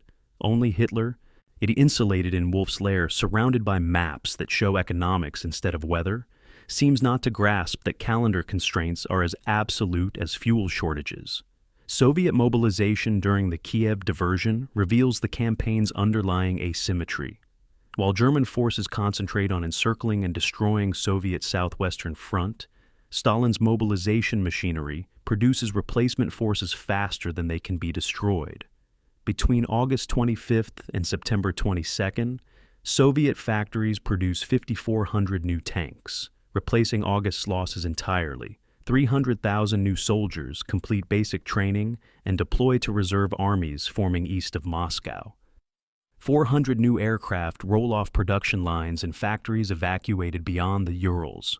German intelligence reports these numbers to von Bock's headquarters with increasing alarm, but there is no mechanism to respond. Germany is fighting at maximum mobilization, every factory running at capacity, every available man conscripted. Soviet mobilization, by contrast, is just beginning. Vast reserves of manpower and industrial capacity remain untapped, waiting to be activated as the war demands. Klaus Richter's unit participates in the Kiev encirclement, advancing 400 kilometers south through Ukrainian farmland that seems endless. His journal entries from this period mix tactical satisfaction with strategic confusion. September 2nd, he writes, "We have destroyed another Soviet army. Our commanders say this is a great victory, but we are moving away from Moscow, not toward it. And every day we advance south is a day the Russians have to prepare defenses east. I am a tank commander, not a general, but this seems wrong." On September 18th, the Kiev pocket is closing. We have trapped hundreds of thousands of Russians. But I see fresh Soviet divisions attacking from the east. Where are they coming from? How many divisions do the Russians have? On September 24th, after the pocket is eliminated, we are ordered to turn north again, toward Moscow. We have lost a month. The weather is changing. I can feel autumn in the morning air. The strategic consequence of the Kiev decision becomes clear when viewed through casualty statistics. German forces lose 62,000 men killed and wounded during the Kiev operation, casualties that cannot be replaced because German replacement capacity is exhausted. Soviet forces lose 750,000 men captured, plus approximately 200,000 killed and wounded. Losses that are terrible, but absorbable because Soviet mobilization can produce replacement divisions faster than German operations can destroy them. By late September, Army Group Center has lower absolute strength than it possessed in June, despite receiving 40,000 replacement troops during the summer. Soviet forces facing Army Group Center have higher absolute strength than in June, despite losing 1.2 million casualties. The arithmetic of attrition, which German planners assumed would favor the tactically superior Wehrmacht, is working in reverse. September 30th, 1941, 6 a.m., von Bock issues orders for Operation Typhoon, the final offensive toward Moscow. His headquarters staff has assembled 1.9 million men, 1,099 operational tanks, 7,600 artillery pieces, and 1,000 aircraft for the assault. On paper, it is a formidable force, the concentration of everything Army Group Center can scrape together after 3 months of combat. In reality, it is a fraction of the strength that began the campaign. Average infantry division strength is 55% of authorized levels. Tank divisions average 35% strength. Fuel reserves are 6 operational days, down from 90 days in June. Truck fleet is at 68% strength, degrading supply capacity proportionally. Autumn rains are projected to begin in 10 days. Von Bock reads the logistics summary, acknowledges its implications, and orders the attack anyway. Now there is no other choice. The campaign must reach Moscow before winter. If it fails, everything that came before, the victories, the casualties, the sacrifices, will have purchased nothing but a graveyard stretching 1,000 kilometers into Russia. September 30th, 1941, 9 a.m. Operation Typhoon begins with an artillery barrage that consumes more ammunition in 2 hours than Army Group Center can replace in 2 weeks. Klaus Richter's tank surges forward with 998 others, advancing into Soviet defensive positions that have been fortified continuously since August. The opening day produces the kind of breakthrough German doctrine promises. Soviet lines rupture, encirclements develop, prisoners stream rearward in the thousands. By nightfall, German forces have advanced 40 kilometers on a front 200 kilometers wide. Radio traffic crackles with optimistic assessments. Soviets collapsing. Major breakthrough achieved. Road to Moscow open. Von Bock permits himself cautious hope that evening, studying situation maps that show German spearheads driving deep into Soviet positions. Perhaps the Kiev detour has not been fatal. Perhaps there is still time. He does not yet know that Soviet General Ivan Konev is implementing a defensive strategy specifically designed to absorb German momentum while imposing maximum attrition. The Battle of Vyazma begins on October 7th, as German mobile forces complete another massive encirclement, trapping Soviet 19th, 20th, 24th, and 32nd Armies in a pocket west of Vyazma. Intelligence estimates 600,000 Soviet soldiers surrounded. German commanders anticipate a quick collapse followed by rapid exploitation toward Moscow. Instead, the pocket becomes a fortress. encircled Soviet units organize defensive perimeters, establish ammunition distribution points, and maintain coordinated command despite being cut off. They do not attempt to break out. Konev has ordered them to fight in place, tying down German divisions that should be advancing east. For 18 days, the Vyazma pocket holds, forcing von Bock to commit 12 divisions to containment when those divisions are needed for the Moscow assault. German soldiers who fought in the Minsk and Kiev encirclements report that Vyazma is different. The Russians are fighting with a desperation and skill they did not display earlier. The phenomenon German troops call resistance in the pocket transforms what should be routine mopping up into a grinding attritional battle. Soviet units inside the Vyazma encirclement receive supply drops from the Soviet Air Force, which has rebuilt its strength through intensive production and now contests German air superiority. Soviet artillery inside the pocket maintains fire discipline, preserving ammunition for critical moments rather than expending it futilely. Most critically, Soviet troops refuse to surrender even when surrounded, even when out of food, even when the situation is obviously hopeless. They fight until overrun, then continue fighting from ruins and cellars. The German casualty reports from the Vyazma operation show alarming numbers: 400 men lost per division per day, clearing pockets that should collapse in hours. By the time Vyazma is finally reduced on October 25th, German forces have lost 48,000 men and 327 tanks, destroying an encircled enemy that German doctrine declares should cease being a threat once surrounded. Weather becomes a combatant in early October, transforming roads into obstacles that defeat mobility as effectively as Soviet guns. The first sustained rains fall on October 8th, converting dirt roads into mud that swallows trucks to their axles. German vehicles designed for European roads, where even minor routes are paved or graveled, cannot cope with Russian mud that has the consistency of wet cement. The supply convoys that move 20 kilometers per hour in dry conditions now average 2 kilometers per hour when they can move at all. Tank units advance a few hundred meters, then halt, while engineers construct corduroy roads from logs cut from nearby forests. The Rasputitsa that German planners acknowledged as a problem reveals itself as a campaign-ending crisis. Von Bock's operational tempo, already reduced by fuel shortages and mechanical attrition, drops further as units simply cannot advance through mud that defeats engineering. Klaus Richter's journal from mid-October captures the despair spreading through German ranks as the race against weather turns against them. October 14th, he writes, "We have advanced 8 kilometers in 3 days. The mud is incredible. Trucks are abandoned beside roads. Guns are stuck in fields. We can see Moscow's suburbs on the horizon, but cannot reach them. Rain falls constantly. My crew is exhausted. Every day we fight for a few meters of ground. The Russians don't even defend vigorously because they know the mud does their work for them." On October 20th, Soviet counterattack pushed us back 2 kilometers. We retook the ground this afternoon at cost of 4 tanks. Tomorrow the Russians will counterattack again. This is not the war we trained for. This is a war of mud and attrition where our advantages mean nothing.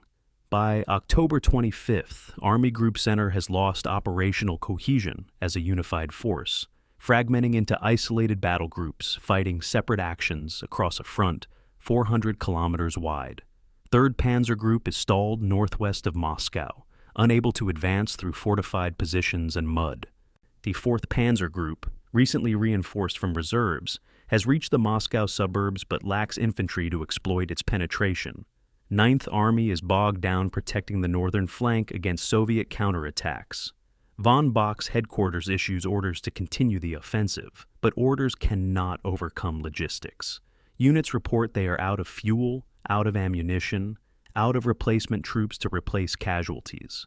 The offensive that was supposed to seize Moscow in 30 days has been attacking for 25 days and is still 170 kilometers from the city center.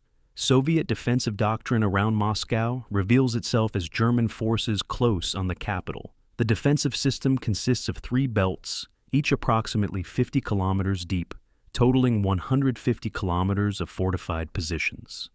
The first belt, encountered in mid-October, features anti-tank ditches, minefields, and field fortifications manned by mobilized civilians and second-line troops. Its purpose is not to stop German attacks, but to channel them into killing zones where pre-registered artillery can concentrate fire. The second belt, now being tested in late October, includes permanent fortifications, concrete bunkers, and regular Red Army divisions with full artillery support. The third belt, immediately defending Moscow, remains under construction but already features thousands of anti-tank positions and machine gun nests.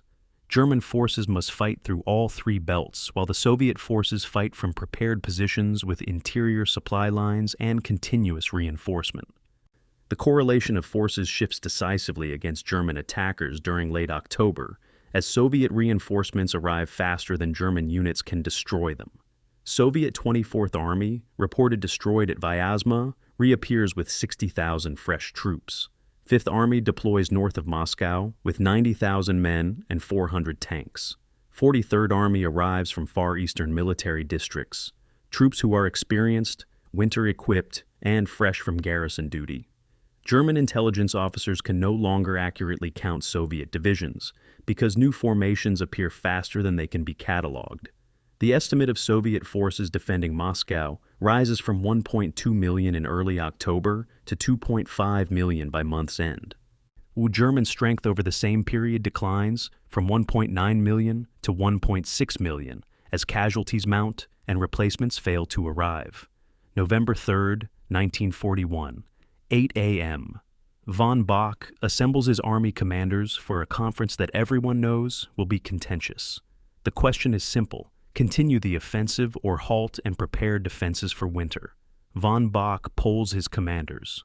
Guderian advocates halting. His panzer forces are at 28% strength. Fuel is critical. Tanks are breaking down faster than they can be repaired. Hoth argues for one final push. Moscow is close. Soviet forces might break. Kluge is non-committal. Von Bock listens, then announces his decision. We will attack. We have come too far to stop now. At one final effort will break them. He issues orders for a renewed offensive beginning November 15th, concentrating all available forces for a final thrust. His commanders salute and return to their units to prepare an attack that everyone except von Bock seems to understand is impossible.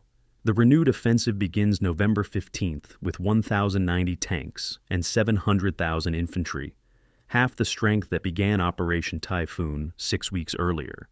Initial progress seems promising. German forces penetrate Soviet positions northwest of Moscow, reaching the suburbs of Khimki only 20 kilometers from the Kremlin. On November 18th, reconnaissance elements report they can see the Kremlin's spires through binoculars. That this becomes the high water mark of German advance. The closest German forces will ever come to Moscow. That night, temperatures drop to minus 18 degrees Celsius. German vehicles, not winterized, begin experiencing engine failures, fuel gels and fuel lines. Gun lubricants freeze.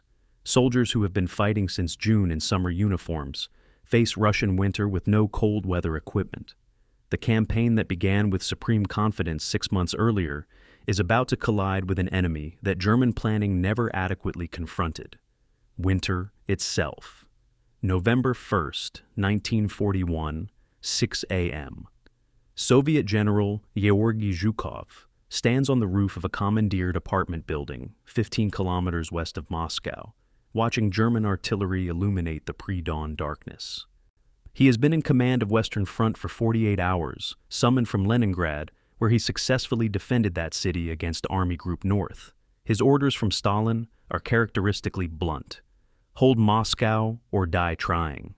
Zhukov studies the German positions through binoculars, counting muzzle flashes, estimating artillery density, calculating how long German ammunition stocks can sustain this bombardment rate. He is not afraid. The Germans are strong, but they are also exhausted, undersupplied, and advancing into defensive positions that have been under continuous construction since August. Zhukov turns to his chief of staff and issues his first directive: pull back all forward units to the second defensive belt. Let the Germans advance into empty positions. Yet we will counterattack when they overextend. The strategy that will save Moscow begins not with heroic defense, but with calculated retreat. The defensive system protecting Moscow has been created through the labor of 3 million civilians conscripted between July and October. Women, teenagers, elderly men, anyone capable of lifting a shovel has been mobilized to dig trenches, construct bunkers, and emplace obstacles. The work proceeds 24 hours per day in 3 shifts, with workers receiving minimal rations and sleeping in the trenches they excavate. Thousands die from exhaustion, exposure, or accidents, their bodies buried in unmarked graves beside the fortifications they died building. By November, the system stretches 150 kilometers deep in 3 distinct belts. The outer belt features anti-tank ditches averaging 3 meters deep and 5 meters wide, with earth parapets on the Moscow side, creating firing positions for anti-tank guns. Every 2 kilometers, a bunker complex provides shelter and ammunition storage. Every 500 meters, an anti-tank gun position commands approaches with interlocking fields of fire. The second defensive belt, 50 kilometers behind the first, represents permanent fortification rather than field expedience. Concrete bunkers house machine gun positions with reinforced overhead cover capable of withstanding direct artillery hits. Anti-tank obstacles include not just ditches, but steel rails embedded in concrete at angles designed to gut tank transmissions. Artillery positions are dug into reverse slopes where German counter-battery fire cannot reach them. That's with forward observers concealed in camouflage positions, providing targeting data by field telephone. The belt is not a continuous line, but a network of strong points designed to channel German attacks into kill zones where concentrated fire can destroy them. Soviet engineers have studied German tactics for 5 months, learning that German armor seeks gaps and exploits breakthrough. The second belt has no gaps. Every route toward Moscow passes through fortified positions with overlapping fields of fire. The third belt, immediately defending Moscow itself, is still under construction in early November, but already formidable. It incorporates the city's buildings as part of the defensive system, with apartment blocks converted to fortified positions, factories turned into strong points, as subway tunnels serving as shelter and troop movement routes. Every major intersection has anti-tank gun positions. Every bridge is prepared for demolition. Evacuation of civilians continues daily, reducing mouths to feed while maintaining space for defenders. By mid-November, Moscow has been transformed from a capital city into a fortress designed for urban combat that will make German tactical advantages in mobile warfare irrelevant. Zhukov inspects these positions personally, noting deficiencies and ordering improvements with the ruthless efficiency that defines his command style. Moscow will not fall, he tells his staff on November 10th. The Germans may reach our positions, but they will die there. Soviet intelligence provides Zhukov with detailed assessments of German capabilities that prove remarkably accurate. Mech radio intercepts reveal fuel shortages affecting every German motorized unit. Prisoner interrogations confirm that German soldiers lack winter clothing and cold weather equipment. Aerial reconnaissance photographs show German supply columns stalled in mud, vehicles abandoned beside roads, artillery positions that have not displaced in days due to inability to move guns. Most critically, Soviet spies within Germany provide production figures showing that Wehrmacht cannot replace losses in tanks, trucks, or artillery. The correlation of forces is shifting week by week in Soviet favor. Zhukov studies these reports and concludes that German offensive power will be exhausted within 3 weeks, not because Soviet forces will destroy it, but because logistics and weather will destroy it. His task is to ensure Moscow's defenses hold long enough for German collapse to occur. November 18th, 1941, 2 p.m. German reconnaissance elements reach Khimki, a Moscow suburb 20 kilometers from the Kremlin. They photograph the city's spires, radio coordinates back to artillery units, and withdraw before Soviet counterattacks can isolate them. This penetration represents the deepest German advance toward Moscow, the closest the Wehrmacht will ever come to the Soviet capital. Zhukov receives reports of the incursion without alarm. German forces at Khimki number fewer than 500 men, with no heavy weapons, no supply line, and no reinforcement capability. They have reached Moscow's edge but lack strength to penetrate further. May Zhukov orders a counterattack by 16th Army that retakes Khimki within 24 hours, killing or capturing the entire German reconnaissance force. The battle receives minimal attention in Soviet reports, just another localized action among hundreds occurring daily. For the Germans, it represents the campaign's culminating point, the moment when advance becomes impossible and retreat inevitable. The anti-tank gun density along Moscow's defensive belts reveals Soviet defensive philosophy, where German doctrine recommends one anti-tank gun per 1,200 meters of front. Soviet positions average one gun per 500 meters, more than double the density. These guns are not the light 37mm weapons that proved inadequate against German armor in June, but 76mm divisional guns and 85mm anti-aircraft guns, repurposed for ground combat. At ranges under 1,000 meters, these weapons can penetrate any German tank from any angle. Soviet crews are trained to hold fire until German tanks close to within 500 meters, ensuring first shot kills rather than revealing positions prematurely. The result is that German armor cannot advance without accepting catastrophic losses, while Soviet anti-tank guns remain concealed and protected until the moment of engagement. Soviet reserve armies positioned behind Moscow represent forces that German intelligence has failed to detect until they enter combat.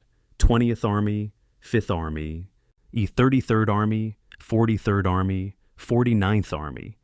Each represents approximately 100,000 men, held 50 to 100 kilometers behind the front lines, invisible to German reconnaissance, ready to counterattack wherever German forces achieve penetration.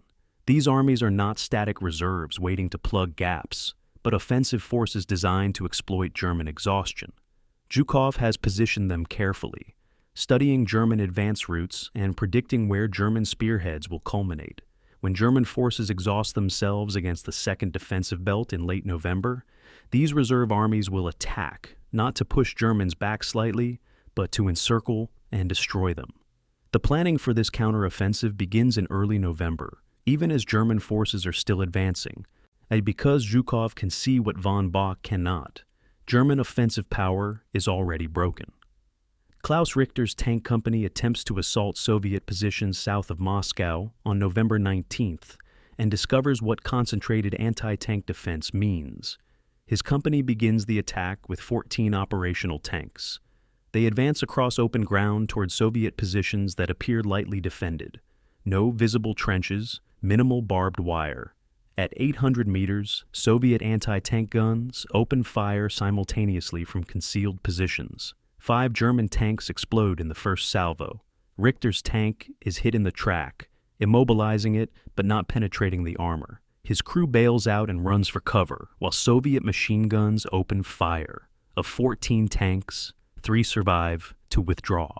And Richter's journal entry that evening is terse. November 19th, my tank destroyed. Crew survived, company destroyed. The Russians were waiting. They knew exactly where we would attack and prepared accordingly. We cannot defeat this defense. Soviet command and control around Moscow functions with a coherence that German forces have not previously encountered. Earlier in the campaign, Soviet units often fought in isolation, losing contact with higher headquarters, receiving contradictory orders. By November, Soviet communication networks have been rebuilt and hardened. Field telephone lines run in buried cables that German artillery cannot cut. Radio networks operate on frequencies that change daily to prevent German interception. Most critically, Soviet commanders have authority to make tactical decisions without referring every choice to Moscow. When German forces penetrate Soviet lines, nearby commanders can authorize immediate counterattacks without waiting for approval from Army headquarters. This tactical flexibility, combined with defensive depth and reserves, means German breakthroughs are contained and reversed within hours rather than exploited for days. The final revelation of Moscow's defensive strength comes through captured German documents that Soviet intelligence analyzes in late November. A briefing paper found on a German staff officer killed near Klin reveals German intelligence estimates of Soviet forces defending Moscow: 1.8 million men, 3,000 tanks, 12,000 artillery pieces. And Soviet General Staff knows the actual numbers: 2.7 million men, 4,200 tanks, 19,000 artillery pieces. The German underestimate is 33%, roughly the same error margin that has plagued German intelligence throughout the campaign. Zhukov reads this analysis and understands that German commanders are making decisions based on force ratios that do not exist. They believe they face a numerically inferior enemy, when in fact they are outnumbered nearly 2-1. This misperception explains why they continue attacking positions they cannot realistically overcome. It also means that when the Soviet counteroffensive begins, German forces will be psychologically unprepared for the weight of forces about to strike them. November 25, 1941, 8 p.m. Zhukov briefs Stalin on the defensive preparations and transition to counteroffensive. Stalin listens, smokes his pipe, asks pointed questions about ammunition stocks and reserve positioning. When Zhukov finishes, Stalin asks the only question that matters. Can you hold Moscow? Zhukov does not hesitate. Yes, the Germans are finished. They may not know it yet, but they lack strength to penetrate our defenses. Within 2 weeks, we will attack and drive them back. Stalin nods slowly. Very well, hold Moscow, then destroy them. The meeting lasts 12 minutes. Zhukov returns to his headquarters and issues preparatory orders for Operation Kalinin, the Soviet counteroffensive that will begin December 5th and transform the entire character of the war. The fortress has held. Now it will strike back.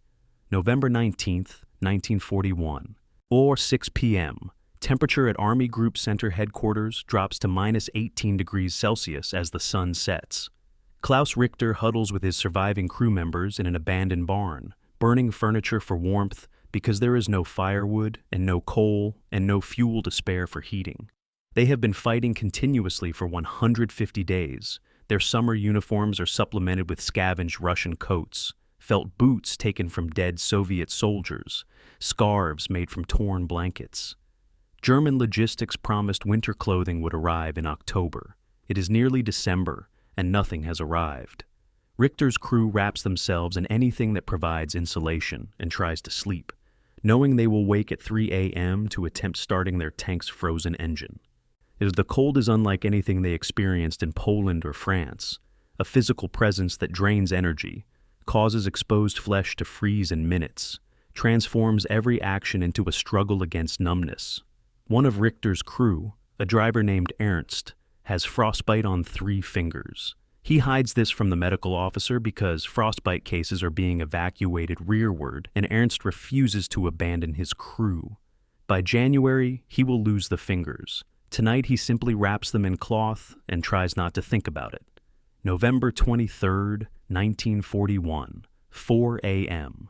Von Bock's headquarters receives the first situation reports indicating that the offensive has culminated. 3rd Panzer Group reports all forward momentum lost, units defending against continuous Soviet counterattacks. A 4th Panzer Group has withdrawn from Khimki after losing 32 tanks to Soviet anti-tank guns in a single day. 9th Army requests permission to withdraw to defensive positions due to exhausted infantry and fuel shortages. Von Bock studies the reports with growing recognition that the campaign has failed. Moscow will not fall in 1941. The question now is whether German forces can hold their positions through winter, or whether Soviet counterattacks will collapse the entire front. He drafts a message to German High Command. Army Group Center has insufficient strength to continue offensive operations. Request permission to establish defensive positions and await spring for renewed assault. The request is denied within 6 hours. Hitler's response is unambiguous. There will be no retreat, as every unit will hold its current position regardless of enemy pressure. The Soviet counteroffensive begins December 5th with an artillery barrage that catches German forces unprepared. 1.2 million Soviet soldiers attack along a 400-kilometer front, striking from north and south in coordinated assaults designed to encircle German spearheads. The attacks employ fresh divisions from Siberia, troops accustomed to winter operations, equipped with winter uniforms, trained for cold weather combat. They advance through snow that immobilizes German vehicles, while Soviet tanks with wide tracks maintain mobility. German positions designed for offensive operations prove inadequate for defense.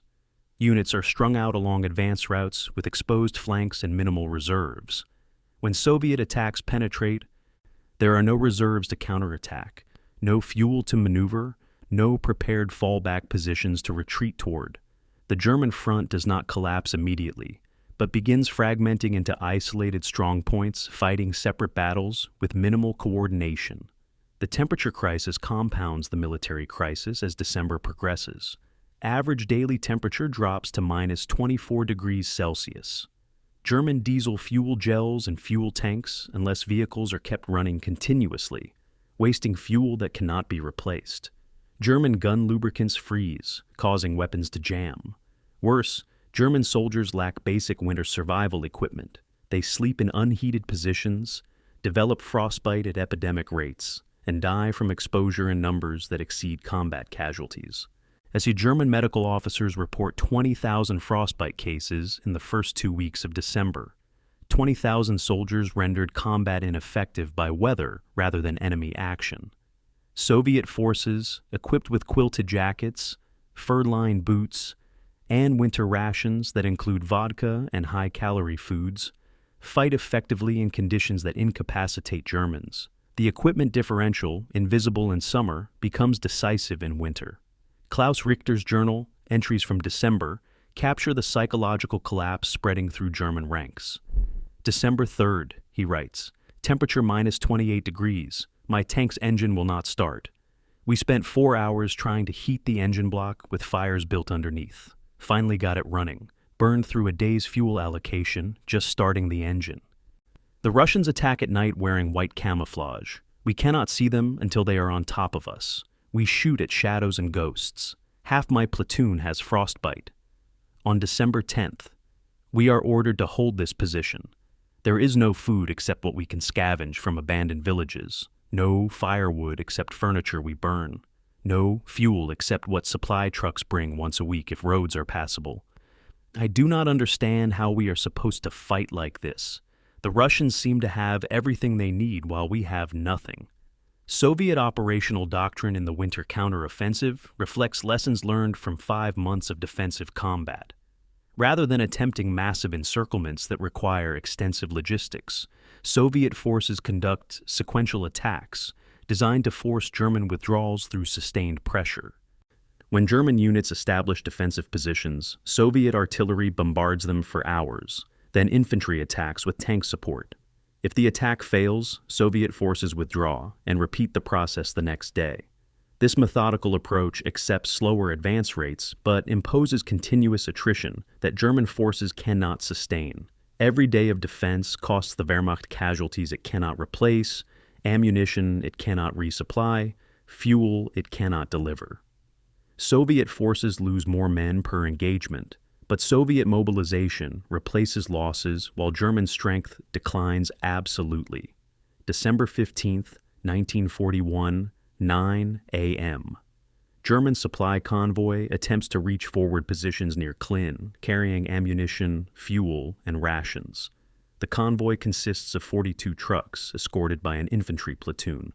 As Soviet partisans attack from forest positions, destroying 8 trucks in the initial ambush, the surviving trucks attempt to retreat and become stuck in snowdrifts. By nightfall, the entire convoy is lost. 42 trucks, 300 tons of supplies, 78 soldiers. This pattern repeats daily across the entire front. German supply lines, stretched across hundreds of kilometers of hostile territory, prove indefensible against partisan attacks and weather-related breakdowns. Supplies that begin journeys from Poland arrive at frontline positions at 30% of original quantities. The rest lost to ambush, breakdown, or pilferage. Units ordered to hold positions cannot be adequately supplied to sustain defense. The Christmas crisis reveals the complete breakdown of German logistics in winter conditions. As German headquarters plans to deliver special rations to frontline troops for Christmas, a morale measure designed to maintain fighting spirit. The rations are assembled in Poland and loaded onto trains for transport east. The trains make it 200 kilometers before Russian rail gauge forces transfer to trucks. The trucks advance another 150 kilometers before snow and mud make roads impassable. The The rations sit in depot areas 400 kilometers from the front, while soldiers at forward positions receive reduced rations or none at all. On December 24th, frontline units are eating one-third standard rations. Many soldiers have not received mail from home in 6 weeks because postal services cannot maintain delivery schedules. The morale effect is catastrophic. Soldiers feel abandoned, forgotten. It's sacrifice to hold positions whose strategic value they cannot understand. German tank losses in December exceed any previous month, despite relatively limited combat compared to summer operations. 470 tanks are lost, 350 to mechanical failure caused by cold, 120 to combat. The mechanical failures result from engines freezing overnight, transmissions failing due to frozen lubricants, electrical systems shorting from condensation, metal becoming brittle in extreme cold, and cracking under stress. German tank crews learn to keep engines running continuously, but this consumes fuel faster than supply can deliver. Tanks that break down cannot be recovered because recovery vehicles also cannot operate in extreme cold. Across the front, abandoned German tanks sit frozen beside roads. It monuments to the logistical collapse that defeats them more effectively than Soviet guns. January 1st, 1942, midnight. Klaus Richter sits in a bunker that once belonged to Soviet forces, now occupied by the remnants of his tank company. Of the 42 tanks the company possessed in June, 7 remain operational. Of 180 crew members, 63 survive without serious injury. They have no tank to crew, no vehicles to maintain. They function as infantry, manning defensive positions, conducting patrols, waiting for the Soviet attack that everyone knows is coming. Richter writes his final entry of 1941. 1 year ago, I believed that we would conquer Russia in 6 weeks. Tonight, I believe we will be lucky to survive 6 more weeks. The cold is unbearable. The Russians are everywhere. Our supplies are non-existent. We were told to hold until relieved. No one speaks of relief anymore. We hold because we have no orders to retreat and nowhere to retreat to. This is not war. This is survival. The casualty figures for November through December tell the story of a campaign transformed from offensive to survival. German forces lose 195,000 men, 85,000 in November, 110,000 in December. Of these, approximately 40% are killed or wounded in combat. 60% are frostbite cases, exposure deaths, or soldiers who simply disappear while on patrol and are never found. Soviet casualties are higher in absolute numbers, 320,000 in the same period, but Soviet forces are advancing while Germans defend. The psychological impact differs enormously, and Soviet soldiers believe they are winning, liberating Russian soil, avenging 5 months of defeats. German soldiers believe they are dying for no purpose, holding positions that will eventually be abandoned, fighting an enemy that refuses to acknowledge German superiority. Morale, that intangible factor military theorists struggle to quantify, collapses among German forces while rising among Soviet troops.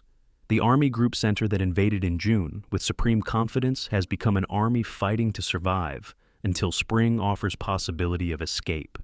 December 3rd, 1941, 3 p.m.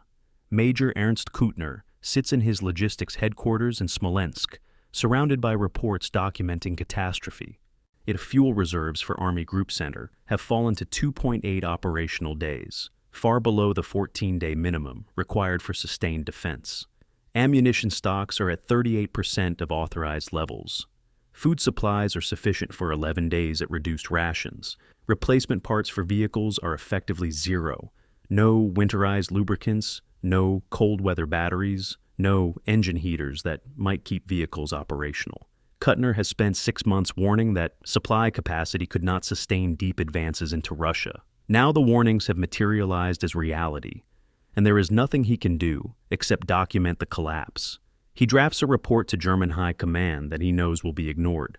Current supply delivery rate, 2,000 tons per day. Minimum requirement, 5,500 tons per day. Deficit is structural and cannot be corrected without rail conversion rates that exceed current capacity by factor of 3. Army Group Center will exhaust stocks by January 15 without resupply rate improvement. The report is filed. Supply rates do not improve. The railway problem that German planners acknowledged but never solved reveals itself as the fundamental constraint strangling Army Group Center.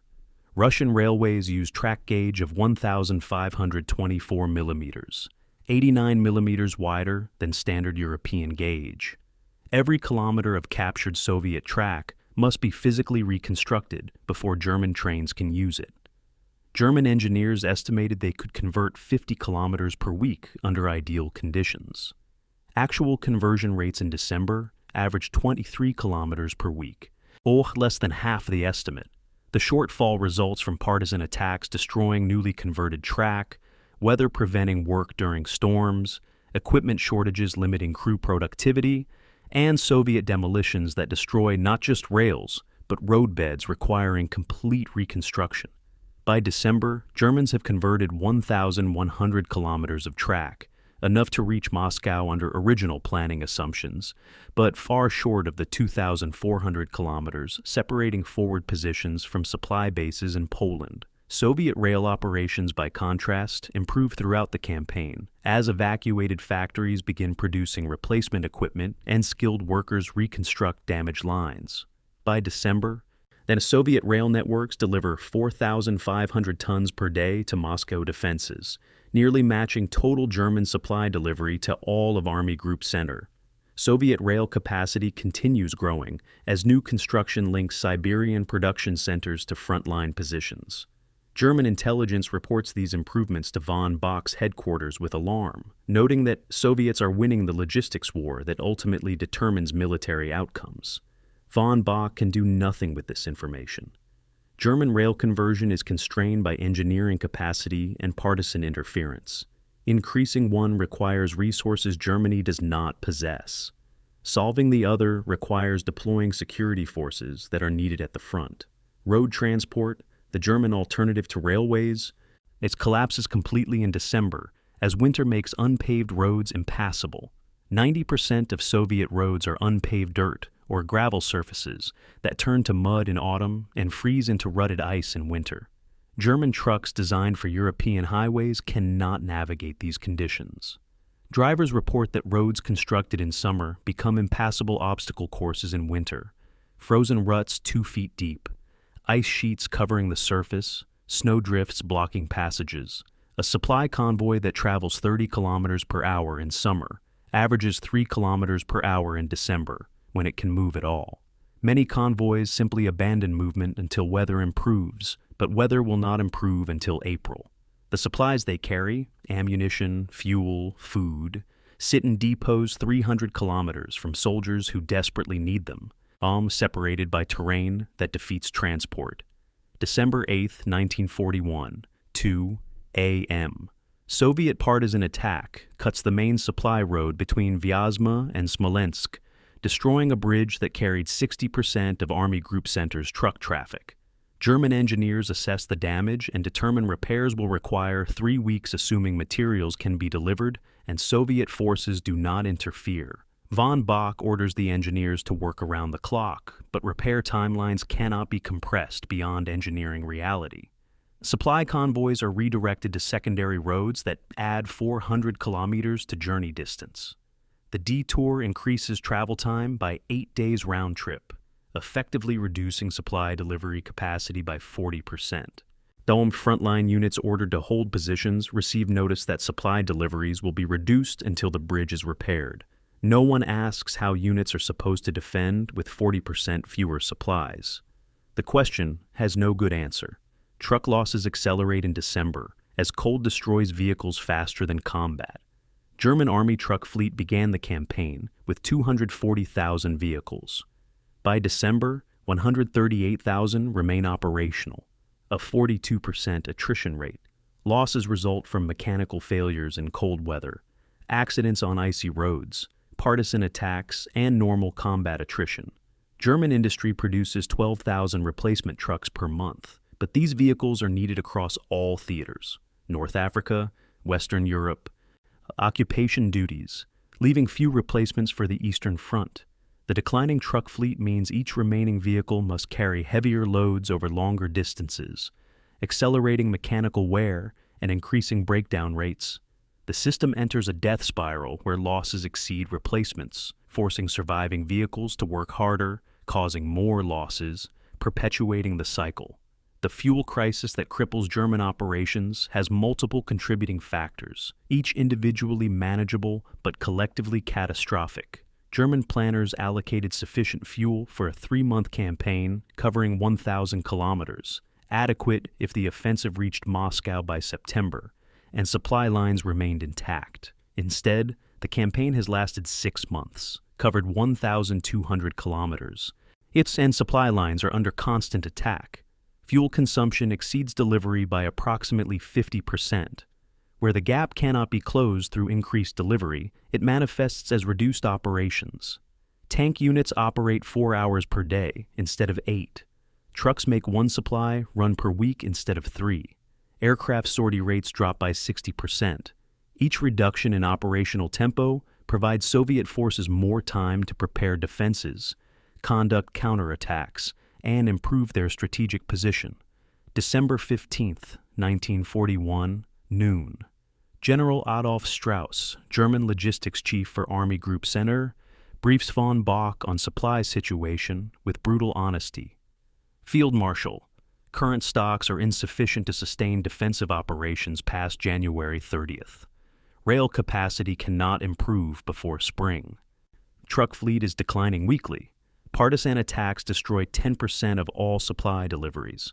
We are consuming reserves accumulated over 6 months and have no mechanism to replace them.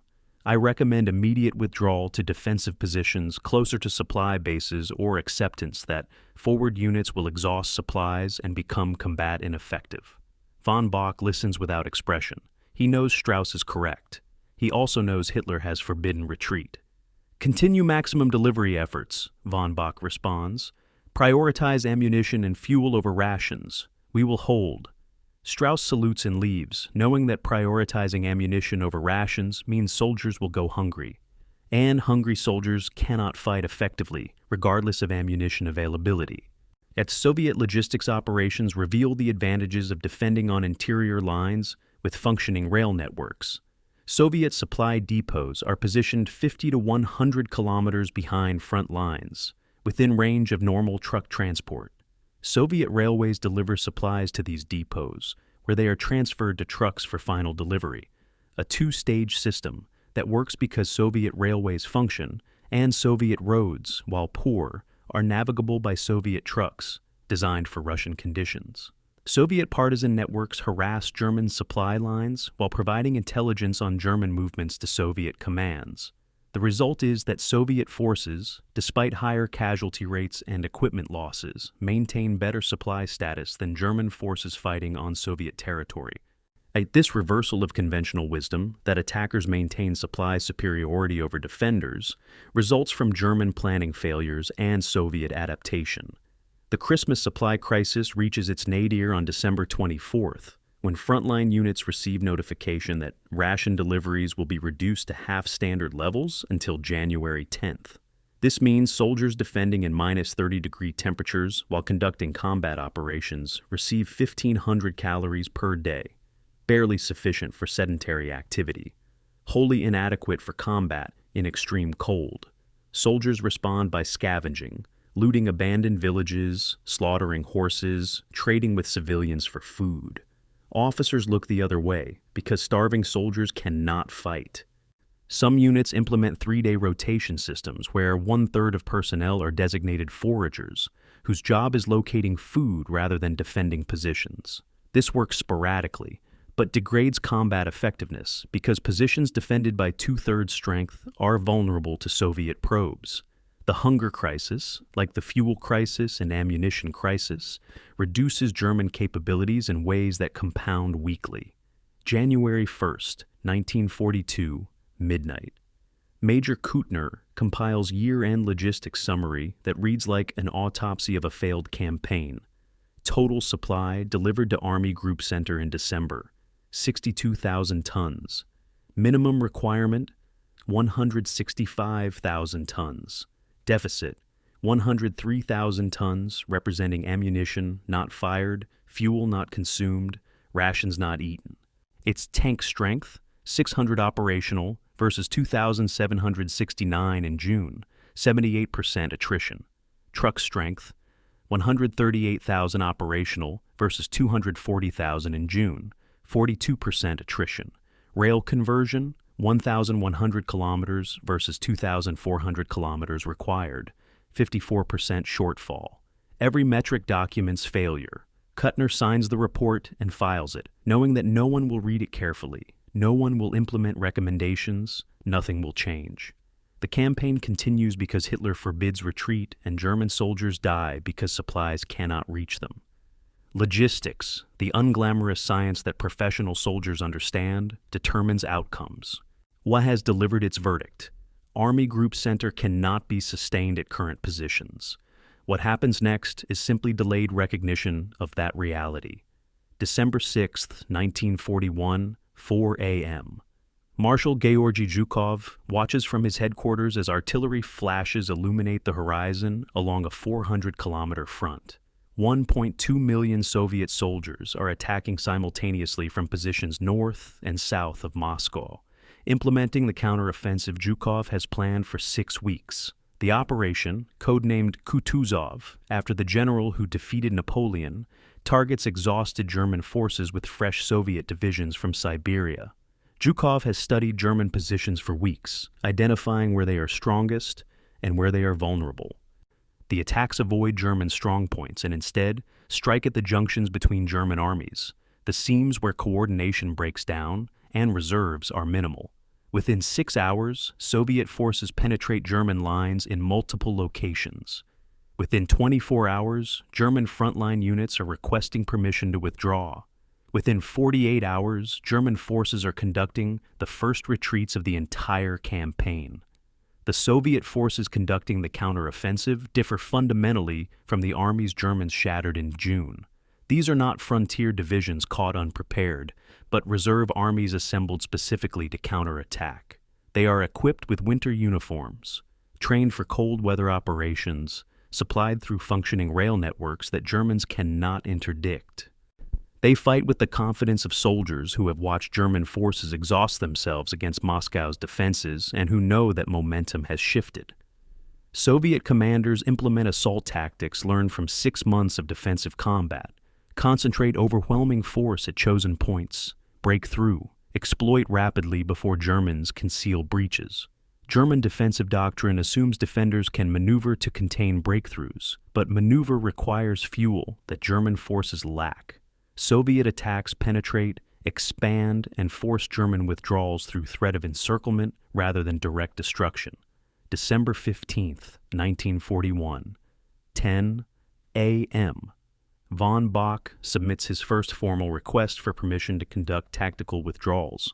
A message carefully worded to avoid appearing defeatist, while making the operational necessity clear. Army Group Center faces simultaneous pressure from multiple directions, he writes.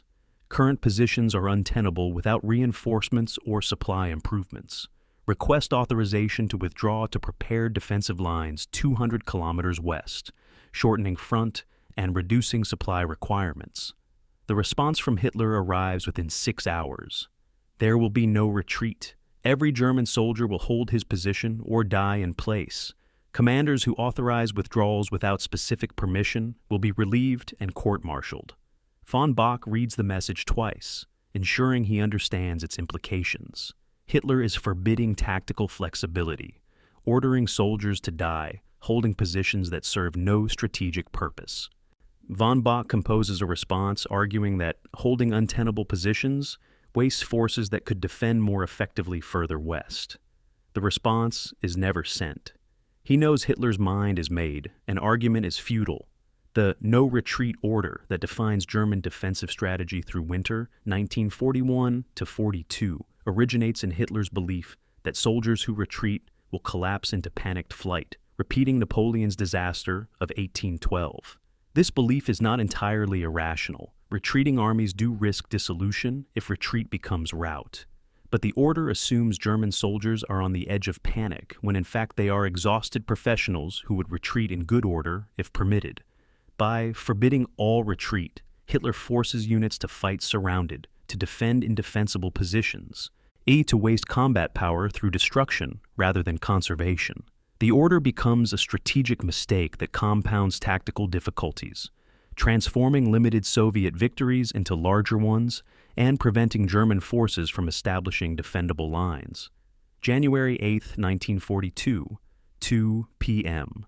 Soviet Operation Mars attacks the Rzhev salient, a German-held bulge 100 kilometers west of Moscow. The salient is indefensible in conventional military terms. It projects into Soviet territory, can be attacked from three sides, requires enormous resources to hold. Von Bock has recommended evacuating it multiple times. Hitler insists it be held as a position from which future offensives will be launched. Soviet forces attack with 450,000 men and 1,200 tanks, outnumbering German defenders 4-1. German units defend with desperate skill, using terrain advantages and prepared positions to offset numerical inferiority. After 38 days of continuous combat, Soviet attacks are repulsed with 450,000 Soviet casualties versus 108,000 German casualties. The Rzhev salient holds. German propaganda proclaims it a great defensive victory. What the propaganda does not mention is that German forces can inflict 4 Soviet casualties for every German loss and still be losing the war, because Soviet mobilization replaces those 4 casualties while German casualty cannot be replaced.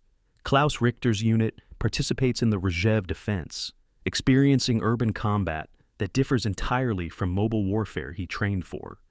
Soviet forces attack at night using infiltration tactics, small groups advancing through ruins, bypassing strong points, attacking from unexpected directions. German defenders establish positions in buildings, fortify basements, and fight room to room when Soviet attacks penetrate. Richter, a tank commander without a tank, fights as infantry with no specialized training for urban combat. January 23rd, he writes, "We held this building for 6 days. The Russians attack every night. We have 17 men left from a platoon that started with 42. No resupply in 4 days. We eat frozen soup and raw grain.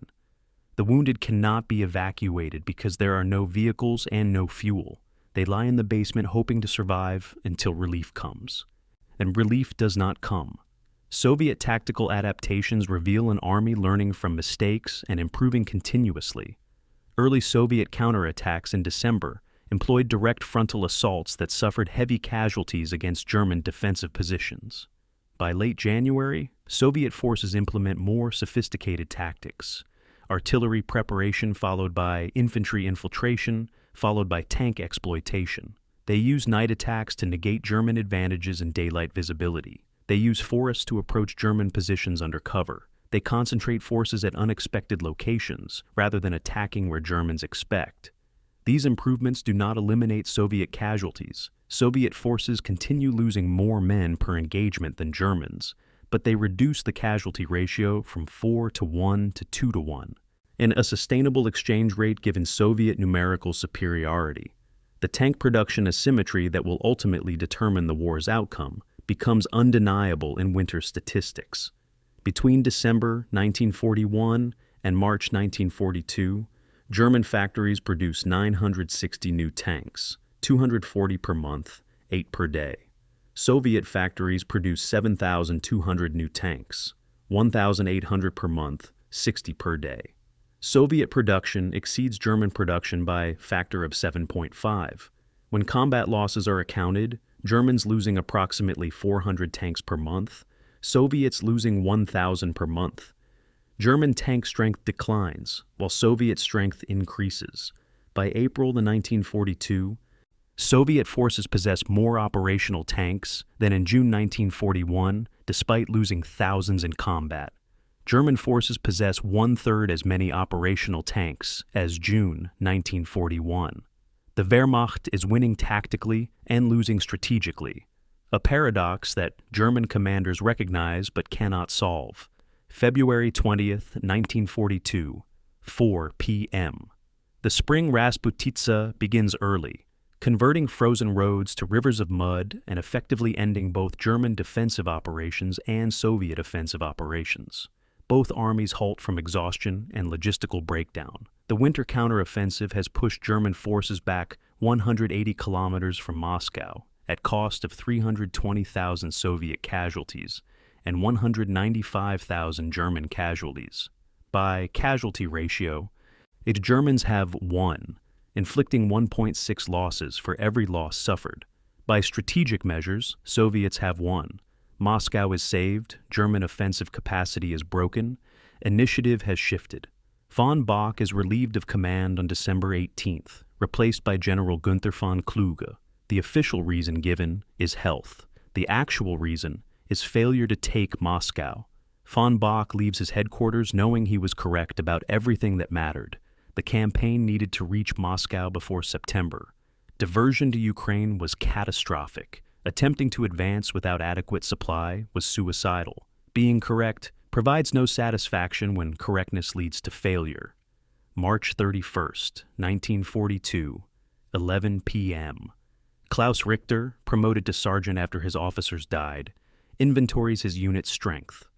Of 42 tanks the company possessed in June, 0 remain operational. Of 180 crew members, 43 survive without serious wounds. The company no longer exists as a tank unit, but functions as infantry performing security duties behind the front lines. Richter's journal reflects on 6 months of continuous combat. We invaded Russia believing we would be home by autumn. It is now spring, and we are still here, 1,000 kilometers from home, surrounded by enemies, supplied sporadically, fighting for positions whose purpose no one can explain. We have killed hundreds of Russians for every German lost. The Russians keep coming. I no longer believe we can win this war. I now only believe we might survive it. The entry captures the psychological transformation affecting Army Group Center, from confidence to confusion to grim determination to simple survival. The invasion that began with visions of quick victory has become a struggle to avoid destruction. April 5th, 1942, 9 a.m. Fedor von Bock sits in his study in Bavaria, exactly 1 year after he accepted command of Army Group Center, writing a strategic assessment that no one has requested and few will read. Relieved of command in December, officially for health reasons, actually for failing to capture Moscow, he spends retirement analyzing where the campaign went wrong. His assessment is methodical, technical, and devastating. Army Group Center achieved every tactical objective set for the first 3 months, he writes. We encircled Soviet armies, captured territory, destroyed equipment. We failed because tactical success proved strategically irrelevant. The Soviet Union did not collapse when its armies were defeated. It did not sue for peace when its territory was occupied. It simply continued fighting with new armies, new equipment, new determination. We planned for a campaign where decisive battle would end the war. We encountered an enemy for whom decisive battle is impossible because they possess unlimited capacity to replace losses. This is not a war we can win through military excellence. This is a war of industrial production and national mobilization. And in these metrics, the Soviet Union possesses advantages we cannot overcome. The new commander of Army Group Center, General Walter Model, represents a different type of German officer than von Bock. Where von Bock was a Prussian aristocrat trained in classical military theory, Model is a middle-class professional who rose through demonstrated competence rather than social connections. Where von Bock believed in decisive battle and elegant tactics, Model believes in pragmatic defense and accepting tactical defeats to preserve strategic viability. He assumes command in January 1942, facing a situation von Bock never encountered. An army ordered to defend rather than attack, to hold rather than advance, to survive rather than conquer. Model's first assessment to German high command is blunt. Army Group Center cannot achieve offensive objectives in current condition. We can defend existing positions through summer if adequately supplied. We cannot defend if supply situation does not improve. Recommend reducing front line length by tactical withdrawals to shorten supply lines and increase defensive density. Hitler rejects Model's recommendation for the same reason he rejected von Bock's belief that retreat leads to collapse. Instead, Hitler orders planning for Operation Blue, an offensive aimed at capturing Soviet oil fields in the Caucasus. The operation will be conducted by Army Group South, not Army Group Center, but will draw reserves and resources from the entire Eastern Front. Model reviews the Blue planning documents with professional skepticism. The operation requires advancing 1,000 kilometers across southern Russia, maintaining supply lines longer than those that failed in the Moscow campaign. And assumes Soviet resistance will be weaker than the resistance that stopped Army Group Center. Model files his objections through proper channels, is overruled, and begins preparing to support Blue by conducting fixing operations that prevent Soviet forces from redeploying south. He does not believe Blue will succeed, but follows orders because German military culture demands obedience, even when orders appear suicidal. April 20th, 1942, 2 p.m. Soviet industrial production reports reach Stalin's desk, documenting the success of industrial evacuation and reconstruction that occurred during winter. Between July and December 1941, Soviet authorities evacuated 1,500 factories from threatened territories, dismantling equipment, loading it on trains, and shipping it east beyond German reach. The evacuations were chaotic. Workers relocated with minimal housing, factories reassembled in fields without buildings, production restarting in conditions that would be considered impossible. Yet by April, these evacuated factories are producing at pre-war levels. 2,000 tanks per month roll off assembly lines in the Urals. 15,000 aircraft per month emerge from factories east of Moscow. Artillery production exceeds pre-war levels by 30%. The reports document industrial mobilization on a scale Germany cannot match because German industry, while more efficient, operates on smaller absolute base and lacks Soviet Union's access to natural resources. The casualty asymmetry through April 1942 tells competing stories depending on how it is analyzed. Germany has sustained 1.4 million casualties on the Eastern Front, killed, wounded, captured, or missing. The Soviet Union has sustained 2.4 million casualties. By simple arithmetic, Germany has inflicted 1.7 losses for every loss suffered, suggesting tactical superiority. But Germany entered the campaign with 4.2 million soldiers and cannot replace the 1.4 million lost. German replacement capacity is 800,000 soldiers per year, insufficient to offset current loss rates. The Soviet Union mobilized 8 million soldiers by June 1941 and has mobilized an additional 6 million by April 1942.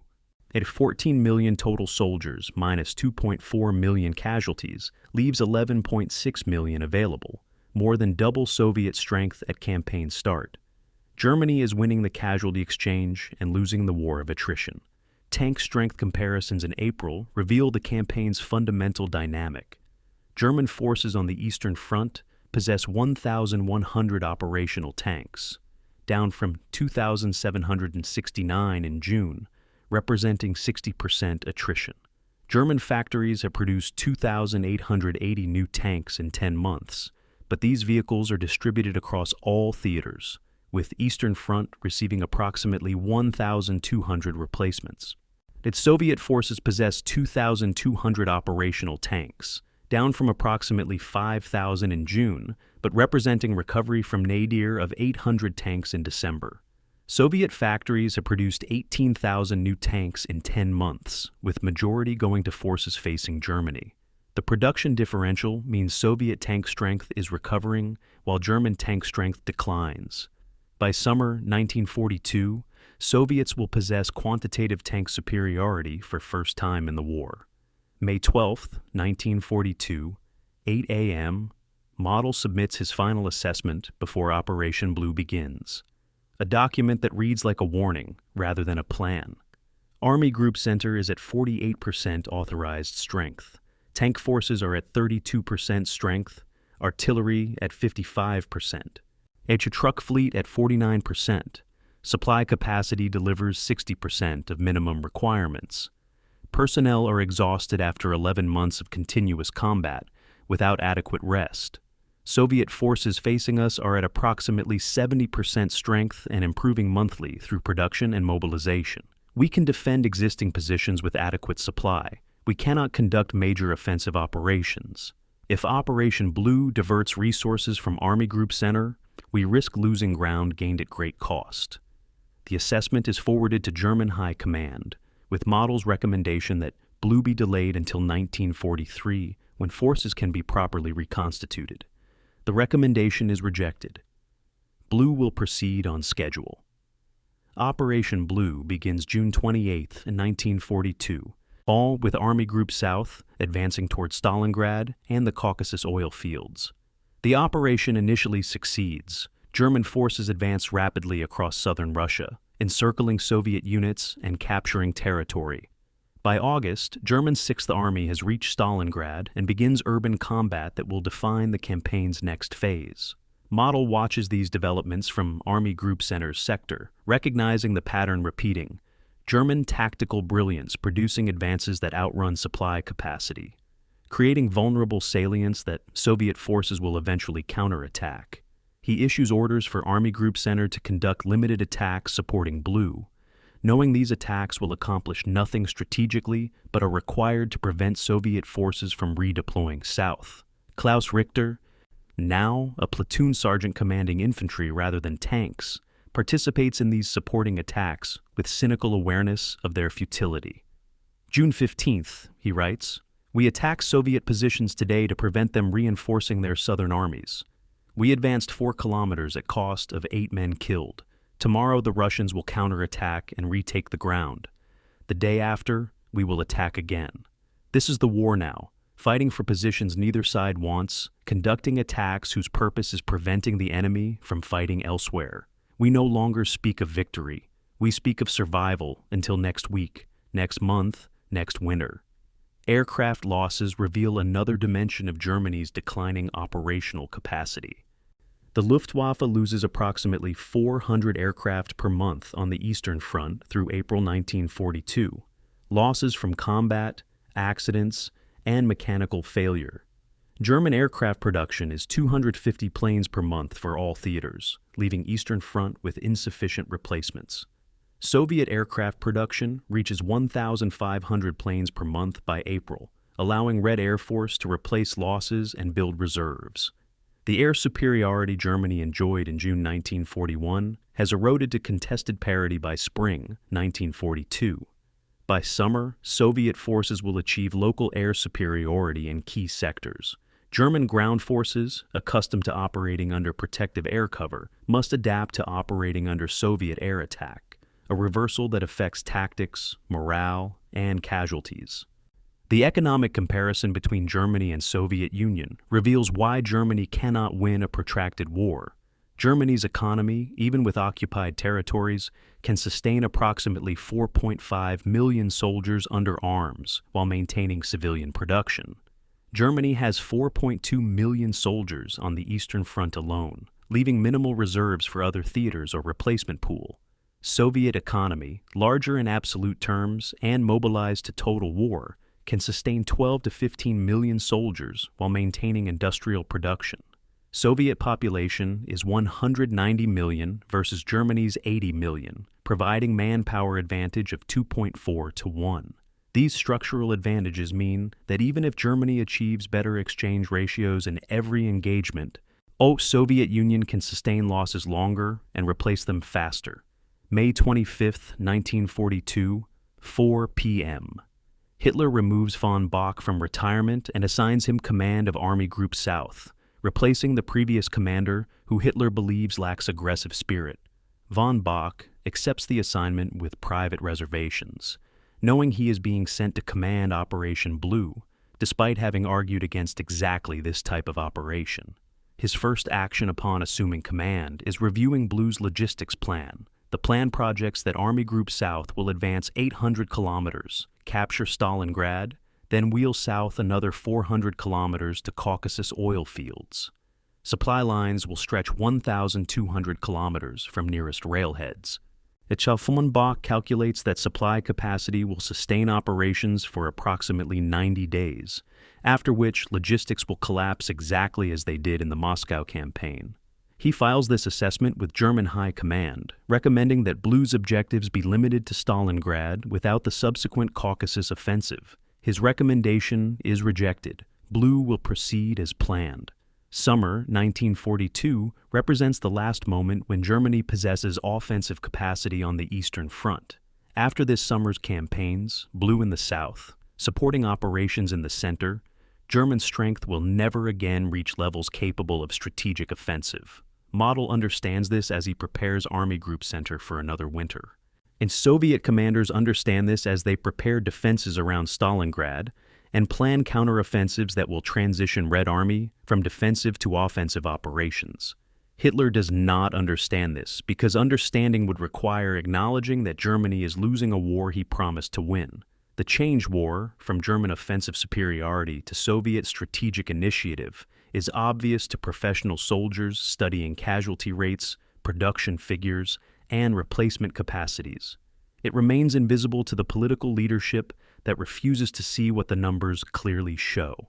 August 23, 1942, 11 a.m.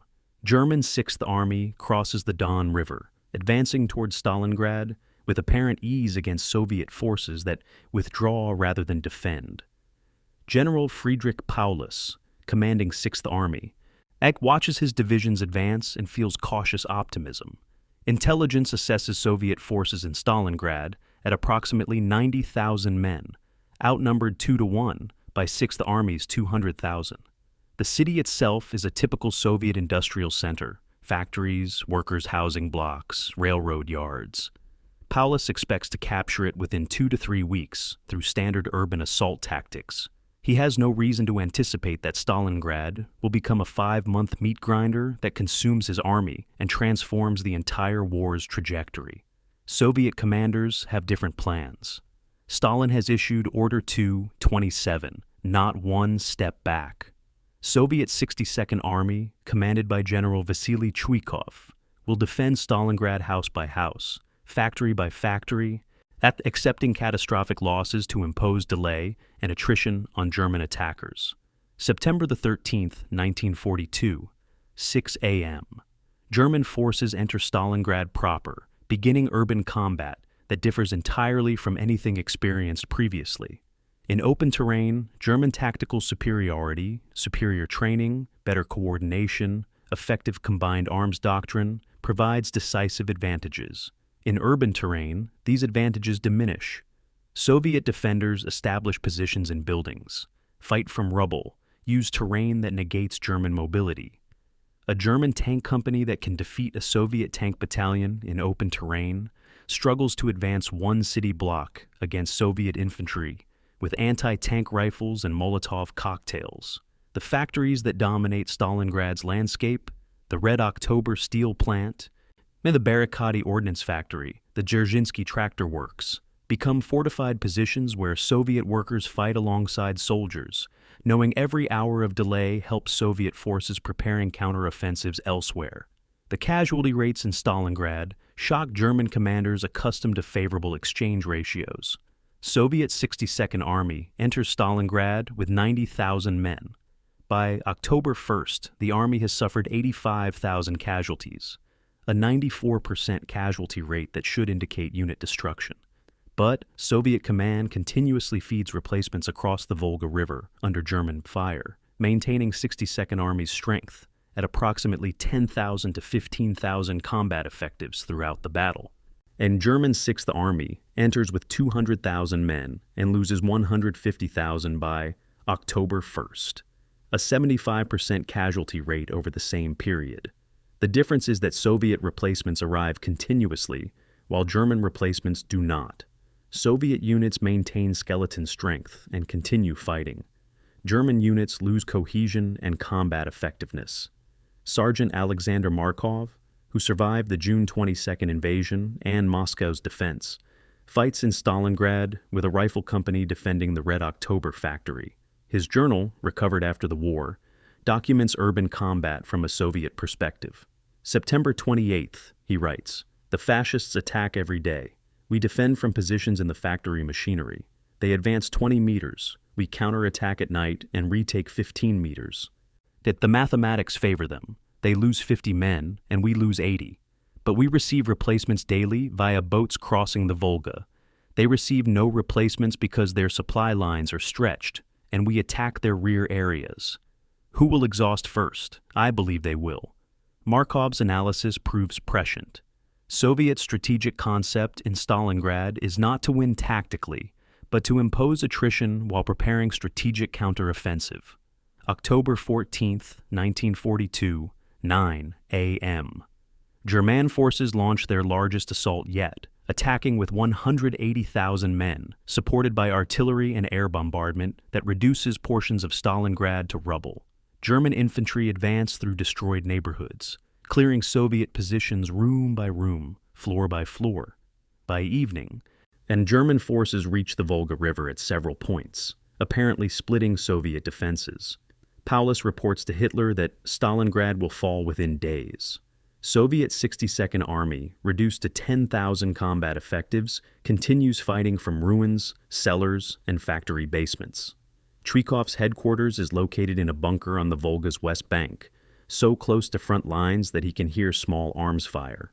When staff officers suggest withdrawing headquarters across the river, Trykov refuses. If we withdraw, the soldiers will believe we are abandoning them. We stay. The German logistical situation at Stalingrad replicates problems encountered at Moscow, but compressed into urban terrain. 6th Army requires 700 tons of supplies daily: ammunition, fuel, rations, medical supplies. Its supply convoys must travel 300 kilometers from railheads, passing through territory where Soviet partisans attack regularly. Supplies that begin the journey arrive at 50 to 60% of original quantities. Units fighting in Stalingrad receive reduced rations, limited ammunition, and insufficient medical supplies to treat casualties properly. Wounded soldiers wait days for evacuation because there are insufficient vehicles and fuel. The supply crisis degrades combat effectiveness, while Soviet forces, supplied via short river crossing from East Bank, maintain better logistical position despite being the besieged force. November 19, 1942, 7 a.m. Soviet Operation Uranus begins, the counteroffensive that will encircle German 6th Army in Stalingrad. That's Soviet forces attack from north and south simultaneously, striking Romanian armies protecting 6th Army's flanks. Romanian units, equipped with inferior weapons and lacking German training, collapse under Soviet assault. Within 48 hours, Soviet mobile forces advancing from north and south link up west of Stalingrad, completing the encirclement. 330,000 German and Romanian soldiers are trapped in the Stalingrad pocket. Paulus requests permission to break out westward while escape routes remain partially open. Hitler refuses. 6th Army will hold Stalingrad. The Luftwaffe will supply the pocket by air. Relief forces will break the encirclement from outside. The Luftwaffe airlift that Hitler orders proves impossible from inception. Its 6th Army requires 700 tons of supplies daily to maintain combat operations. Luftwaffe transport aircraft can carry 2 to 3 tons per aircraft, depending on model. This means 235 successful airlift sorties daily are required just to meet minimum needs. Luftwaffe possesses approximately 500 transport aircraft on entire Eastern Front. Weather, Soviet anti-aircraft fire, mechanical failures, and operational accidents reduce sortie rates to approximately 100 aircraft per day reaching Stalingrad. These aircraft deliver 300 tons per day, 43% of minimum requirements. The shortfall means 6th Army begins consuming stockpiles, reduces operations to conserve supplies, and slowly starves while continuing to fight. German Lance Corporal Hans Weber, as serving with an infantry regiment in Stalingrad pocket, keeps a diary that documents the encirclement's progression. November 25th, he writes, "We are surrounded, but officers say relief forces are coming. Rations reduced to half. Aircraft bring some supplies, but not enough. We are ordered to hold and wait for relief." On December 8th, rations reduced to 1/3, no fuel for heating, Temperature minus 20 degrees. Men are dying from cold and hunger as much as combat. Where is the relief force? On December 23rd, Christmas approaches, no special rations. Wounded cannot be evacuated. We have eaten all horses, some units eating rats. We are told to hold. For what purpose? No one can explain. Soviet forces tighten the encirclement systematically through December and January, at reducing the pocket size while increasing pressure on defenders. Soviet artillery bombardment continues daily. Expending ammunition, Soviet logistics can deliver, while German forces lack capacity to respond effectively. Soviet infantry attacks probe for weak points, forcing German defenders to maintain alert status continuously, preventing rest. The encircled forces gradually exhaust ammunition, fuel, food, and medical supplies. By January, 6th Army is combat ineffective, not because Soviet forces have destroyed it in battle, but because it can no longer sustain military operations. February 2nd, 1943, 9 a.m. Field Marshal Paulus, promoted by Hitler the previous day in hope this would inspire continued resistance, surrenders the remnants of 6th Army to Soviet forces. Now 90,000 German and Romanian soldiers enter Soviet captivity. Approximately 140,000 died during the encirclement, killed in combat, dead from starvation, frozen to death, or died of wounds without medical care. Of the 90,000 captured, approximately 60,000 will die in Soviet prison camps before war's end. Total German casualties at Stalingrad approach 300,000 men, an entire army destroyed in a single battle. The defeat is catastrophic operationally, psychologically devastating, and strategically decisive in demonstrating that Germany cannot win the war. The impact on Army Group Center, though geographically distant from Stalingrad, is immediate and severe. 6th Army's destruction eliminates 27% of German combat power on the Eastern Front, and reserves that might have reinforced Army Group Center are instead consumed in failed attempts to relieve Stalingrad. Soviet forces, freed from defending Stalingrad, redeploy northward toward Army Group Center's sector. Model receives notification in February that no reinforcements will be available for foreseeable future, that Army Group Center must defend with existing strength against Soviet forces that are growing stronger monthly. The slow defeat that began at Moscow accelerates after Stalingrad, as Germany's capacity to generate reserves evaporates while Soviet capacity to generate offensive operations increases. Klaus Richter, still serving with Army Group Center, learns of Stalingrad's fall through rumor before official channels announce it. February 5th, he writes, "This word reaches us that 6th Army has surrendered at Stalingrad, 300,000 men lost. Officers deny it at first, then confirm it reluctantly. We all understand what this means. Germany cannot replace 300,000 soldiers. The Russians can. We have lost the war. We simply continue fighting because there is nothing else to do." Richter's assessment, shared by increasing numbers of German soldiers, captures the psychological transformation occurring across Wehrmacht forces. The confidence of June 1941 has become resignation by February 1943. Soldiers fight professionally because training and discipline demand it, but the belief in ultimate victory has died at Stalingrad. February 3rd, 1943, 2 p.m. That is, General Walter Model receives his first comprehensive intelligence assessment following Stalingrad's fall, and the numbers document a catastrophe unfolding in slow motion. Army Group Center possesses 1,400 operational tanks. Soviet forces facing Army Group Center possess 4,200 tanks, a 3-to-1 disadvantage that will widen as Soviet production continues. German infantry divisions average 42% of authorized strength. Soviet divisions average 68% strength and improving.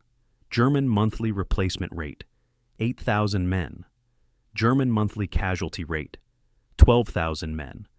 A negative replacement differential that guarantees declining strength. Soviet monthly replacement rate, 45,000 men.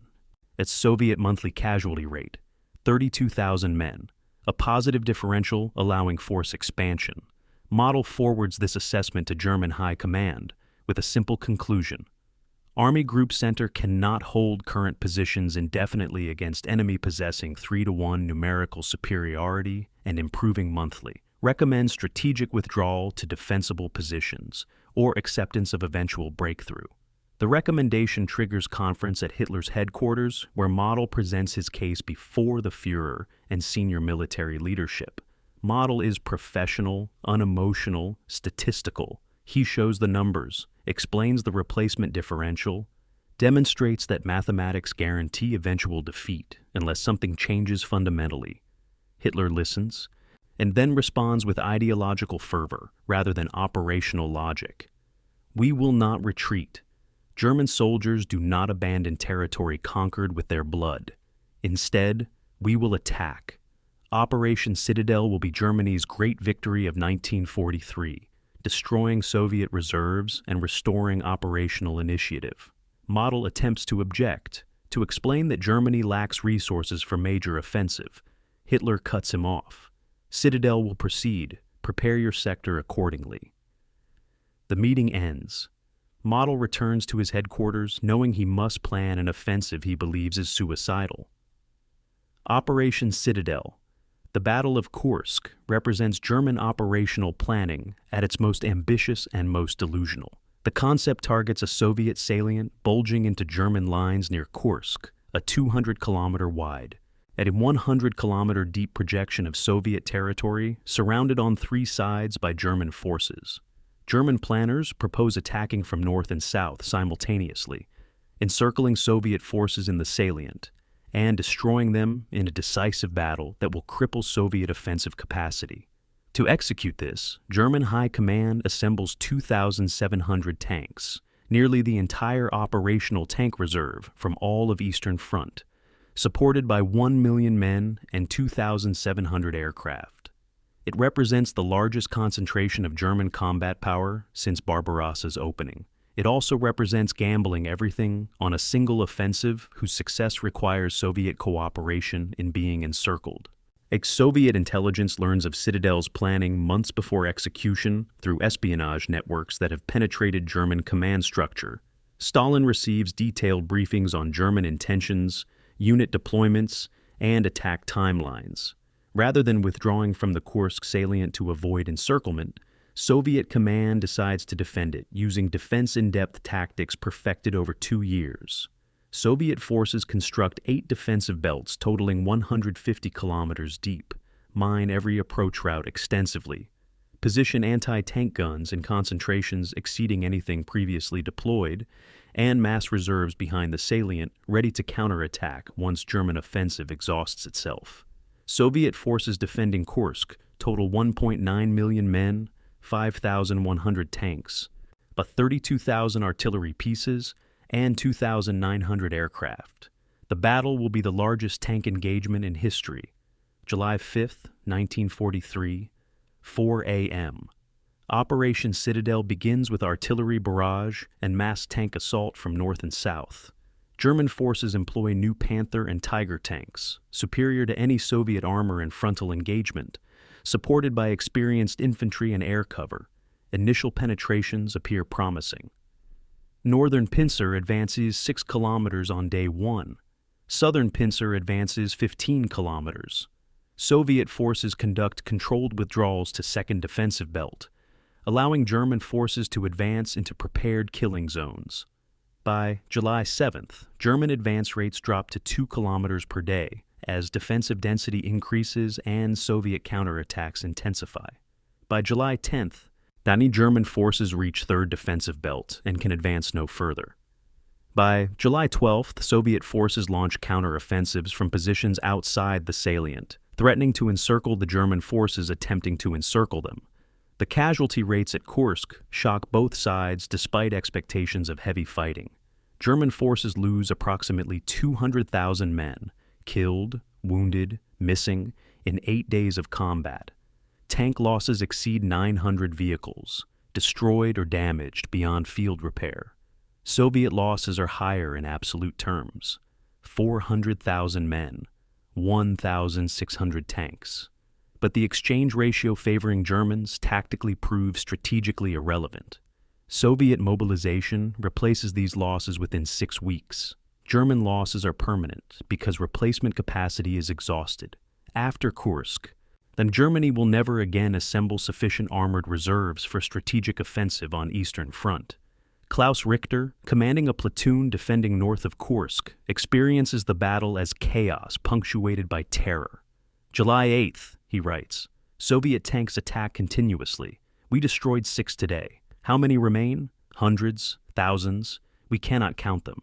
Our ammunition is rationed because supply cannot keep pace with expenditure. Every shot must count. I have lost 8 men in 3 days. Replacements do not arrive. We fight with depleted squads against enemy that seems infinite. On July the 15th, the offensive has failed. We are ordered to withdraw to starting positions.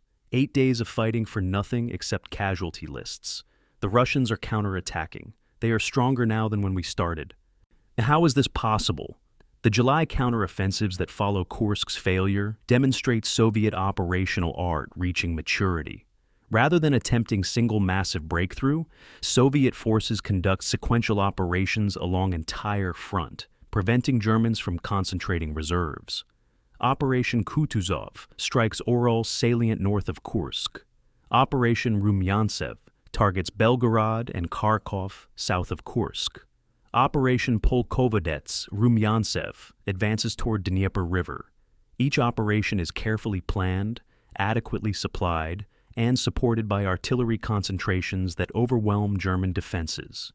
German forces conduct fighting withdrawals, defending skillfully, but unable to halt Soviet advances that continue relentlessly through summer and autumn. August 12, 1943, 6 p.m. Model orders withdrawal from Kharkov. It's the city that has changed hands 4 times during the war. German forces have held Kharkov for 14 months, turning it into major logistics base and defensive position. Soviet forces attack with overwhelming numerical superiority, forcing Model to choose between abandoning the city or losing the forces defending it. He chooses withdrawal, extracting German units while Soviet forces occupy the city. The withdrawal is professionally executed. Equipment is evacuated, supply dumps are destroyed or removed, defensive positions are abandoned only when untenable.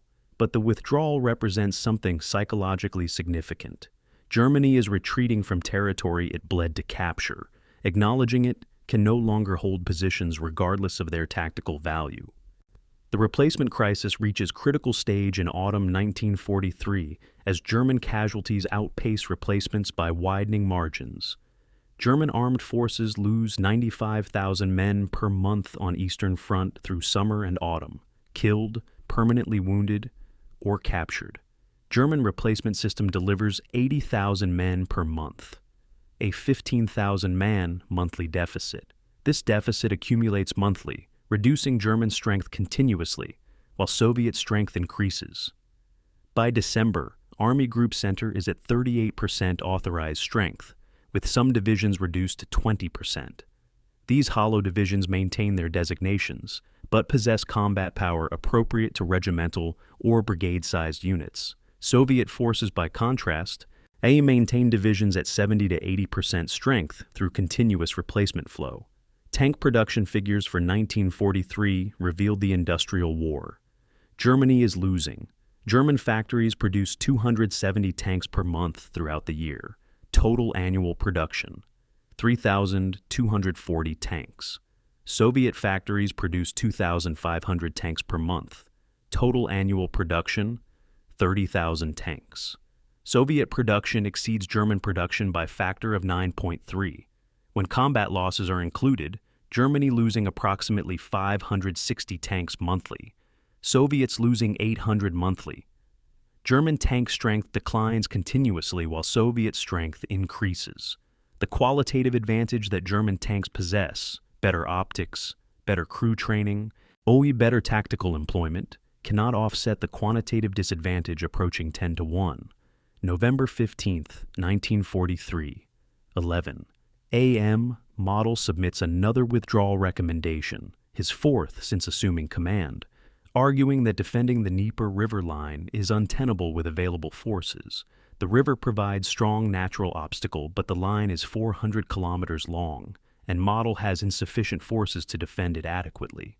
Soviet forces are already across the river in several locations, establishing bridgeheads that threaten German positions. Model recommends withdrawing 300 kilometers westward to Bug River, shortening the front line to 200 kilometers, a distance his forces can realistically defend. Hitler's response repeats previous rejections. Hold every meter. No retreat. Model files the order and returns to his maps, calculating how long his depleted forces can maintain positions Hitler refuses to acknowledge are indefensible. December 31st, 1943, midnight. Klaus Richter writes his year-end journal entry summarizing 1943 in personal terms that reflect larger strategic reality. We began this year holding territory 1,000 kilometers inside Russia. We end at 300 kilometers west of where we started, having lost everything we gained in 1941. We have fought skillfully, defended professionally, inflicted heavy casualties on the enemy. None of it matters. The Russians keep coming. They have more men, more tanks, more aircraft, more everything except, perhaps, skill, and skill cannot overcome mathematics. We will fight in 1944 because we have no choice. We will lose in 1944 because we have no chance. The entry captures the despair spreading through Wehrmacht forces as soldiers recognize what Hitler refuses to accept. Germany has lost the war and continues fighting only because surrender is not permitted. August 12, 1943, 6 p.m. General Walter Model stands before a map showing Army Group Center's positions, stretching from Smolensk south to Gomel, a front line 400 kilometers long, defended by forces adequate for perhaps 200 kilometers. Red arrows mark Soviet attacks, 17 separate offensives in the past 30 days, each carefully planned to exploit German weakness at junction points between armies. Model has fought brilliantly, or shifting reserves to threatened sectors, authorizing tactical withdrawals to avoid encirclement, preserving his forces through defensive skill that has earned him Hitler's grudging respect. But brilliance cannot overcome mathematics. His forces lose ground daily. Soviet pressure is relentless. The front line that took German armies 6 weeks to reach in summer 1941 will take 12 months to retreat from, fighting every kilometer. Model issues orders for withdrawal from Kharkov, the fourth time the city has changed hands, knowing this time it will not be recaptured. The Great Retreat has begun. The withdrawal from Kharkov exemplifies the fighting retreat that will characterize the next 10 months. German forces do not flee in panic, but conduct methodical withdrawals using rearguard actions to delay Soviet pursuit. Combat engineers demolish bridges, crater roads, mine approach routes. Artillery provides covering fire from successive positions, displacing rearward when Soviet forces close. Infantry establishes defensive positions, holds until threatened with encirclement, then withdraws to next prepared position. The tactics are professionally executed and moderately successful at preventing Soviet breakthrough, but they cannot prevent Soviet advance. Every day brings Soviet forces 5 to 10 kilometers closer to Poland. Every week sees German-held territory shrink. The army that invaded with visions of conquest is conducting the longest fighting retreat in modern military history. September 15th, 1943, 9 a.m. Soviet forces reached the Dnieper River at multiple points despite German attempts to establish defensive line along its length. The Dnieper is Europe's third longest river, averaging 600 meters wide, representing formidable natural obstacle that German planners hoped would anchor winter defensive positions. Soviet forces cross at 23 locations simultaneously, establishing bridgeheads before German reserves can concentrate. Model rushes forces to contain these bridgeheads, but lacks strength to eliminate them. Each bridgehead becomes base for further Soviet advance. By month's end, Soviet forces hold 43 bridgeheads, some expanded to divisional size with armor crossing on temporary bridges. The defensive line that was supposed to stop Soviet advance for months is penetrated in weeks. Now Klaus Richter's platoon conducts rearguard actions through autumn, experiencing combat that differs from earlier war years. September 28th, he writes, "We held a village for 2 days while our division withdrew. The Russians attacked twice daily, probing for weakness. We inflicted casualties approximately 3-1 in our favor. Then we received withdrawal orders and retreated 10 kilometers. Tomorrow, the Russians will occupy the village we died defending. What was the purpose? To delay them 1 day? 2 days? How many one-day delays do we need to conduct before we reach Germany? The arithmetic is terrible. His calculations prove prescient. At current retreat rates, Army Group Center will reach pre-war German borders in approximately 9 months, spring 1944. The logistics of retreat prove nearly as challenging as logistics of advance. German forces must withdraw vehicles, artillery, supplies while under Soviet pressure. Trucks that barely function must carry maximum loads over deteriorating roads. Artillery pieces that should be abandoned due to mechanical failure are dragged rearward because replacements do not exist.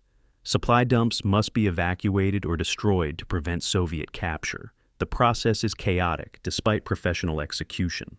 German forces abandon approximately 30% of heavy equipment during the retreat simply because they lack vehicles to move it. Each abandoned tank, each destroyed artillery piece, each burned supply dump represents irreplaceable capability. Soviet forces advancing behind collect this equipment, repair what can be fixed, Moet incorporated into their own forces. November 15, 1943, 2 p.m. The Dnieper Line officially ceases to exist as Soviet forces expand bridgeheads and link them into continuous front 50 kilometers west of the river. German forces that were supposed to defend the Dnieper through winter are now defending positions that would have been considered deep rear areas in summer planning. Model requests permission to withdraw to the Bug River, 300 kilometers further west, establishing shorter defensive line with better terrain. Hitler refuses. German forces will defend current positions regardless of operational logic. Model files the order and continues fighting withdrawal that Hitler has not authorized but cannot prevent, because the alternative is encirclement and destruction. One Soviet operational tempo through autumn reveals Red Army's transformation from defensive force to offensive juggernaut. Soviet forces conduct 23 major offensive operations between August and December, each carefully planned with artillery preparation, adequate reserves, and clear objectives. Operations no longer aim at spectacular encirclements, but at steady advance pushing German forces westward. Soviet doctrine accepts casualties. Red Army loses approximately 32,000 men per week through autumn, but Soviet mobilization replaces losses faster than they accumulate. German forces lose approximately 15,000 per week. Better exchange ratio, but unsustainable because German replacement capacity is exhausted. The war has become contest of industrial production and population reserves, competitions Germany cannot win. Thus, December 1st, 1943, 8 a.m. First snow falls on Army Group Center's positions west of the Dnieper, heralding winter that German forces now face for third consecutive year. Unlike winter 1941, when German forces lacked winter equipment entirely, soldiers now have winter uniforms, winterized vehicles, and cold weather rations. But equipment adequate for defensive positions proves inadequate for continuous retreat. Soldiers march hundreds of kilometers through snow, sleeping in abandoned buildings or field positions, receiving irregular rations as supply lines stretch. Winter does not halt Soviet advance, as it did in previous years, because Soviet forces have learned to operate effectively in cold. Soviet attacks continue through December, despite temperatures averaging minus 20 degrees Celsius. Or German defensive positions designed for summer combat prove vulnerable to Soviet winter tactics developed through bitter experience. The human cost of the retreat appears in medical reports that document something beyond physical wounds. German medical officers report increasing cases of what they term exhaustion syndrome, soldiers who are physically intact but psychologically unable to continue. These men have fought for 2.5 years continuously, survived multiple wounds, watched units destroyed and reconstituted repeatedly. The syndrome manifests as inability to function under stress, emotional numbness, or complete psychological breakdown. Medical officers have no treatment except brief rest, then return to duty. The numbers increase monthly. 200 cases in August, 400 in September, 800 in October. Armed by December, some divisions report 5 to 8% of personnel are psychological casualties requiring evacuation. The Wehrmacht is not just bleeding physically, but psychologically disintegrating under strain of continuous retreat. January 8, 1944, 4 p.m. Soviet forces liberate Kirovograd, a Ukrainian city 400 kilometers west of the Dnieper, marking the deepest penetration yet of German defensive positions. Model reviews intelligence reports showing Soviet forces positioning for larger offensive targeting Army Group Center directly. The signs are unmistakable. Soviet rail construction extending toward front lines, ammunition dumps being established, fresh divisions moving into assembly areas. Soviet Stavka, the High Command, is preparing something larger than the sequential operations of autumn. That model calculates that he faces spring offensive with forces at 35% strength, no strategic reserves, and supply lines stretched across territory contested by partisans. He drafts message to German High Command requesting either massive reinforcements or authorization to withdraw to defensible positions. The response arrives within 12 hours. Reinforce with local resources. Withdrawal forbidden. Klaus Richter's unit reaches the Vistula River in Poland on April 7, 1944, having retreated 1,100 kilometers from their furthest advance in summer 1941. "We are back in Poland," Richter writes. 3 years ago, we crossed into Poland as conquerors heading east. Now, we cross back as survivors retreating west.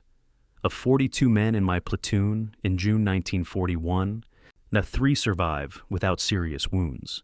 We have been reinforced 7 times with replacements who died before I learned their names. The Russians are 1 day behind us, advancing steadily, destroying everything we built. I no longer ask when this war will end. I only ask if I will survive to see the end. The strategic consequences of the 1,000-kilometer retreat transformed the entire character of the Eastern Front. Territory Germany captured in summer 1941 at cost of 800,000 casualties has been lost, at cost of 1.2 million casualties. More men lost retreating than were lost advancing. Soviet forces have shortened their supply lines, while German supply lines have lengthened. Soviet mobilization has accessed population centers previously under German occupation. Most critically, Soviet forces have gained operational experience and confidence. The Red Army of summer 1944 is not the disorganized force of summer 1941, but a professional military operating effectively at army and front level, capable of planning and executing complex operations. Army Group Center faces this transformed enemy with forces 1/3 the strength of 3 years earlier, May 1, 1944, midnight. Model writes private assessment he will never send. Documenting conclusions, professional honesty demands. Army Group Center cannot hold current positions. We are outnumbered 3 to 1 in men, 4 to 1 in tanks, 5 to 1 in artillery. Soviet forces possess air superiority. Our supply situation worsens weekly. Partisan activity disrupts rear areas continuously. Ex-soldier morale is maintained through discipline rather than belief in victory. When the Soviet summer offensive begins, and intelligence indicates it will begin soon, Army Group Center will be destroyed unless we are authorized to withdraw to shorten defensive line. Hitler will not authorize withdrawal. Therefore, Army Group Center will be destroyed. He locks the assessment in his desk, a document for historians rather than commanders. The mathematics are undeniable. Only the timing remains uncertain. June 22, 1944, 3 a.m. Exactly 3 years after Operation Barbarossa began, Soviet forces launch Operation Bagration, named for a Russian general who fought Napoleon, with artillery barrage that exceeds anything previously experienced on the Eastern Front. Yet 6.3 million Soviet soldiers attack along a 1,000-kilometer front from the Baltic to Ukraine. 200,000 guns fire simultaneously, some positions averaging 1 gun per 4 meters of front, density that transforms defensive lines into moonscapes. Marshal Georgy Zhukov, coordinating the operation, has assembled 43,000 artillery pieces, 7,200 tanks, 6,000 aircraft, for an operation designed not to push German forces back, but to destroy them completely. German forces, having been prohibited from withdrawing to defensible positions, remain in exposed salients vulnerable to encirclement. Within hours, Soviet forces penetrate German lines at multiple locations. Within 24 hours, several German divisions are encircled. Within 72 hours, all Army Group Center begins disintegrating as a coherent force. The scale of Bagration dwarfs previous Soviet offensives in coordination and ambition. 4 Soviet fronts attack simultaneously: First Baltic Front in the north, 1st, 2nd, and 3rd. Byelorussian fronts in the center and south. Each front conducts multiple breakthrough operations targeting junctions between German armies. Soviet doctrine has learned that German forces defend well at strong points but collapse when encircled. Bagration's operational plan specifically targets German defensive positions for isolation rather than frontal assault. Soviet mobile forces bypass German strongpoints, advance deep into rear areas, encircle German units, then reduce pockets systematically while continuing the advance westward. The Germans called this tactic Kesselschlacht, cauldron battle, when they employed it in 1941. Now they experience it from the receiving end. June 23rd through 30th, 1944. All 4 German armies comprising Army Group Center, 4th Army, 9th Army, 3rd Panzer Army, 2nd Army, come under simultaneous assault designed to prevent mutual support. 4th Army, positioned in exposed salient near Vitebsk, is encircled by June 26th with 105,000 men trapped. 9th Army, defending near Bobruisk, is encircled by June 27th with 70,000 men trapped. 3rd Panzer Army conducts fighting withdrawal, but loses cohesion as Soviet mobile forces penetrate between divisions. 2nd Army retreats southward, attempting to maintain contact with Army Group Center's southern flank, but failing as Soviet advances widen gaps between armies. By June 30th, Army Group Center exists as organizational concept rather than operational reality. 4 armies fighting separate battles with minimal coordination and no prospect of mutual support. General Walter Model, having commanded Army Group Center brilliantly for 18 months, receives orders June 28th to assume command of Army Group North Ukraine while retaining nominal command of Army Group Center. The order reflects Hitler's belief that Model's defensive skill can stabilize situations through personal intervention. Model attempts to exercise command over 2 army groups simultaneously, issuing orders to both, but effective control is impossible. Army Group Center requires on-site commander capable of making immediate decisions. Instead, it has Model attempting to command via radio from 600 kilometers away, while Soviet forces systematically encircle and destroy its component armies. The command confusion compounds operational disaster. July 3, 1944, 2 p.m. Model requests permission for 4th and 9th Armies to break out from encirclements before Soviet rings solidify completely. Breaking out requires abandoning heavy equipment and wounded soldiers, tactically costly but strategically necessary to preserve combat power for continued defense. Hitler's response arrives within hours. Encircled forces will hold in place. Relief forces will break through to them. No retreat. The order dooms 175,000 German soldiers to either death or captivity because the relief forces Hitler mentions do not exist. German reserves have been committed to defending against Soviet advances elsewhere. No significant force is available to relieve encircled armies. Model knows this. His staff knows this. Only Hitler, insulated in his headquarters, believes relief is possible. The Minsk encirclement, completed July 13th, occurs at the same location where German forces encircled 700,000 Soviet soldiers in summer 1941. Now, 100,000 German soldiers are surrounded, experiencing the terror their enemies felt 3 years earlier. Soviet forces reduce the pocket methodically, then using artillery and airstrikes to destroy German positions before infantry assaults. German soldiers fight skillfully, but without hope, expending ammunition that cannot be replaced, eating rations that run out after 3 days, treating wounded without medical supplies. Soviet forces offer surrender terms. Some German units accept, others fight until annihilated, following orders to resist regardless of circumstances. By July 17th, the Minsk pocket ceases to exist. 90,000 German soldiers are killed or captured.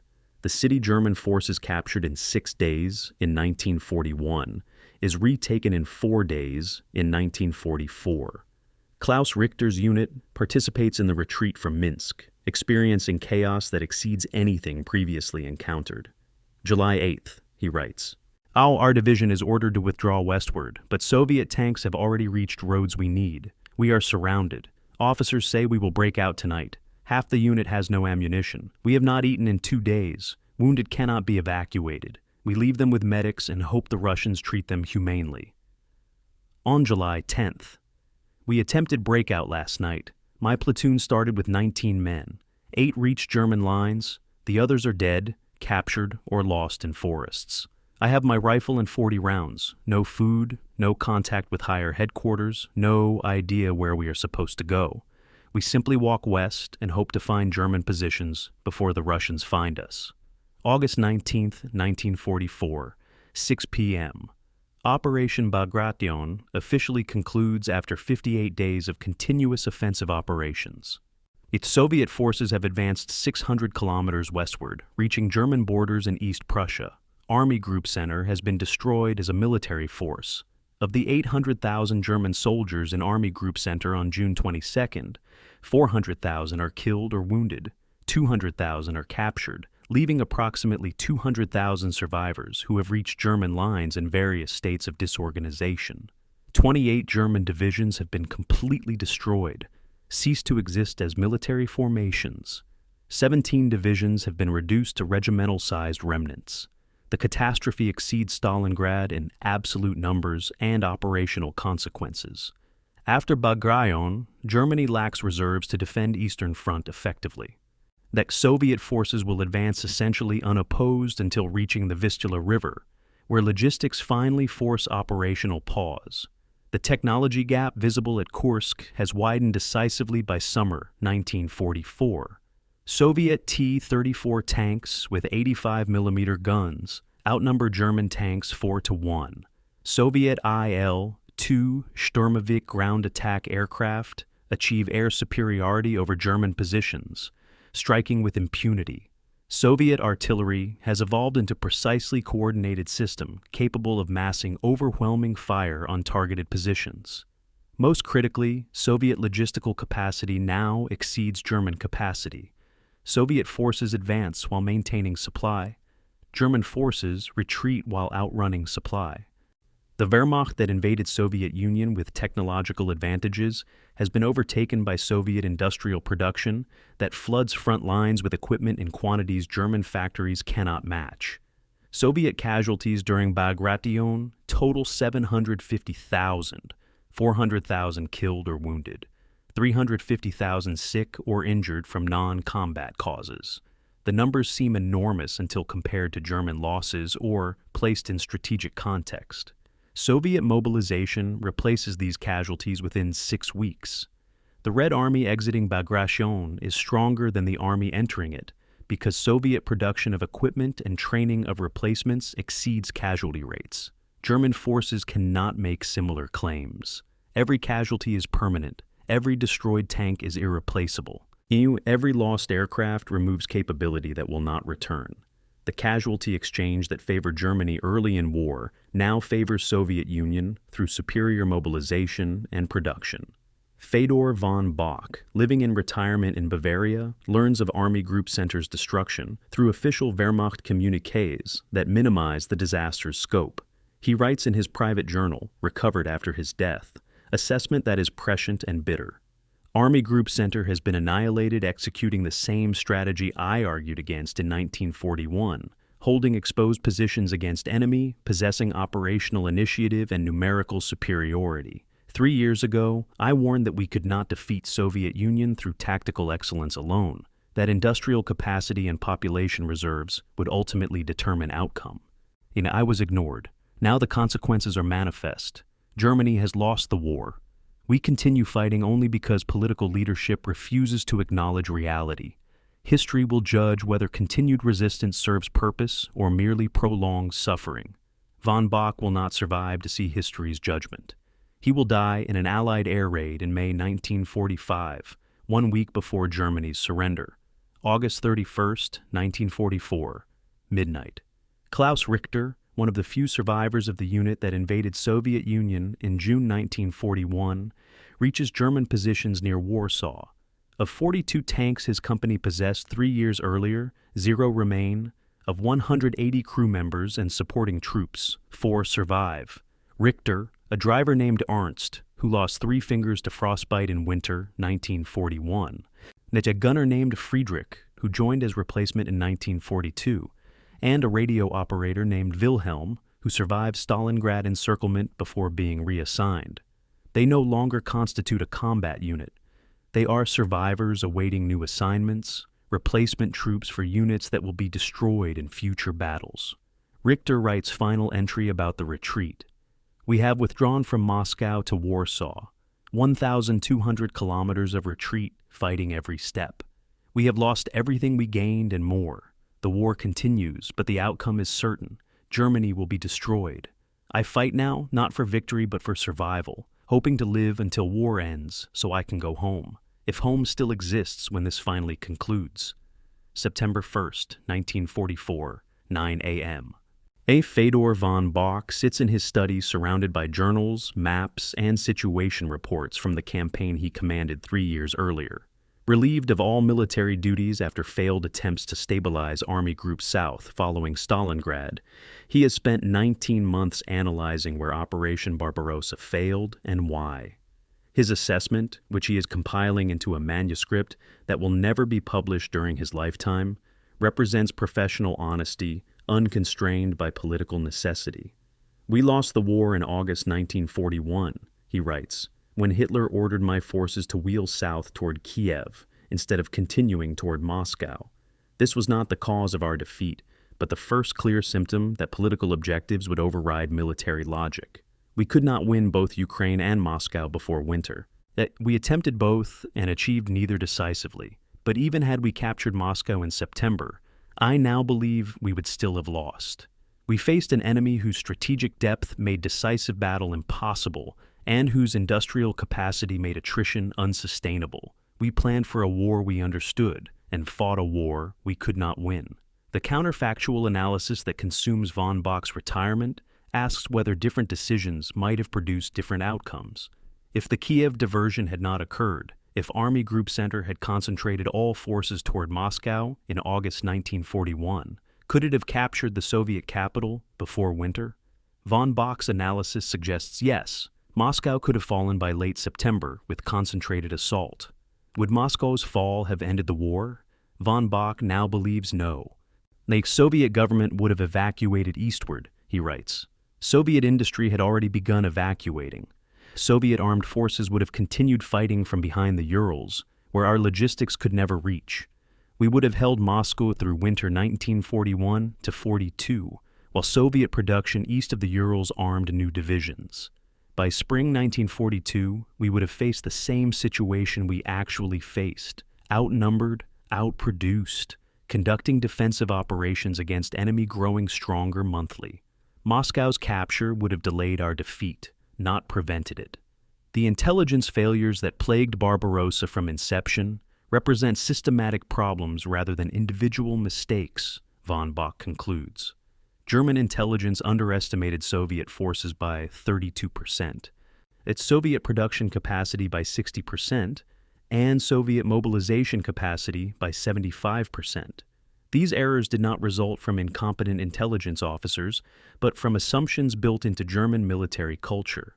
We assumed, von Bock writes, that the Soviet Union was a totalitarian state held together by terror, that its population would welcome German liberation, that its industry was inefficient and its military incompetent. These assumptions were partially true and completely misleading. Yes, Stalin ruled through terror, but Soviet citizens feared German occupation more than Soviet terror. Yes, Soviet industry was inefficient, but it operated on such enormous scale that efficiency mattered less than we calculated. Yes, Soviet military leadership was purged and damaged. But the surviving commanders learned rapidly and adapted effectively to circumstances we failed to anticipate. The statistical analysis von Bock compiles documents a campaign that achieved tactical success and strategic failure. Army Group Center encircled 3 million Soviet soldiers during the campaign's first 6 months. German forces captured 2.3 million. 700,000 escaped through Soviet-created corridors. The escape rate, von Bock notes, revealed that our encirclements were never as complete as we believed. Soviet forces maintained command and control even when surrounded, organized breakout attempts, and evacuated significant percentages of trapped forces. We counted encircled soldiers as eliminated from battle, but many returned to fight us again weeks later after reaching Soviet lines. This pattern, tactical victories that proved strategically meaningless, characterized the entire campaign. The final casualty accounting assembled by von Bock from Wehrmacht records and Soviet sources tells story of unsustainable attrition. Army Group Center and supporting forces lost 3.3 million men, killed, wounded, captured, or missing, between June 1941 and August 1944. Soviet forces suffered 5.7 million casualties in the same theater during the same period. Germany inflicted 1.7 casualties for every casualty suffered, a ratio suggesting military superiority. But ratios mean nothing, von Bock writes. When the enemy can replace casualties, and we cannot. Soviet Union mobilized 20 million soldiers during the war. Germany mobilized 9 million. Soviet industry produced 60,000 tanks during the war. German industry produced 25,000. These numbers determine the outcome more than any battle or decision. We were fighting an industrial war with insufficient industry. The turning point that made German defeat inevitable is identified by von Bock with statistical precision. October 1941, when Soviet tank production first exceeded German tank losses. Before this date, he explains, we could theoretically have won through superior tactics and operational skill. After this date, Soviet productive capacity guaranteed they would eventually overwhelm us through numerical superiority. By November 1941, Soviet factories produced more tanks monthly than German factories produced, and German forces lost in combat. This meant Soviet tank strength would grow, while German strength declined. Every month, the gap widened. By summer 1944, Soviets possessed 5 tanks for every German tank. This ratio was insurmountable regardless of tactical skill. Soviet Marshal Alexander Vasilevsky, writing his memoirs in 1947, provides the Soviet perspective on why Operation Barbarossa failed. The Germans made 2 fundamental errors, he writes. First, they believed we would fight as they fought, defending forward and collapsing when encircled. Our doctrine was different. We traded space for time, withdrew when threatened, fought from depth rather than forward positions. Second, they believed logistics would solve itself, that our roads and railways would serve them as they served us. They did not understand that logistics in Russia are not technical problems, but fundamental constraints. Space is our ally. Distance is our weapon. The Germans conquered territory we were willing to yield and exhausted themselves capturing positions we did not value. When they finally reached positions we would defend, Moscow, Stalingrad, they lacked strength to continue. We did not defeat them in battle. We defeated them through distance, winter, and production capacity. The doctrine question that haunts von Bock's analysis addresses whether German operational art was fundamentally unsuited to the Eastern Front. German doctrine emphasized maneuver, encirclement, ease, and decisive battle, concepts that worked perfectly in Poland and France against enemies with limited depth and finite reserves. Against the Soviet Union, von Bock writes, our doctrine produced victories that meant nothing. We encircled armies and more armies appeared. We captured cities and the government continued functioning elsewhere.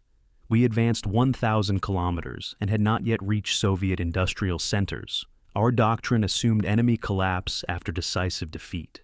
Soviet doctrine assumed continued resistance regardless of tactical outcomes. The doctrines were incompatible, and theirs proved superior to circumstances.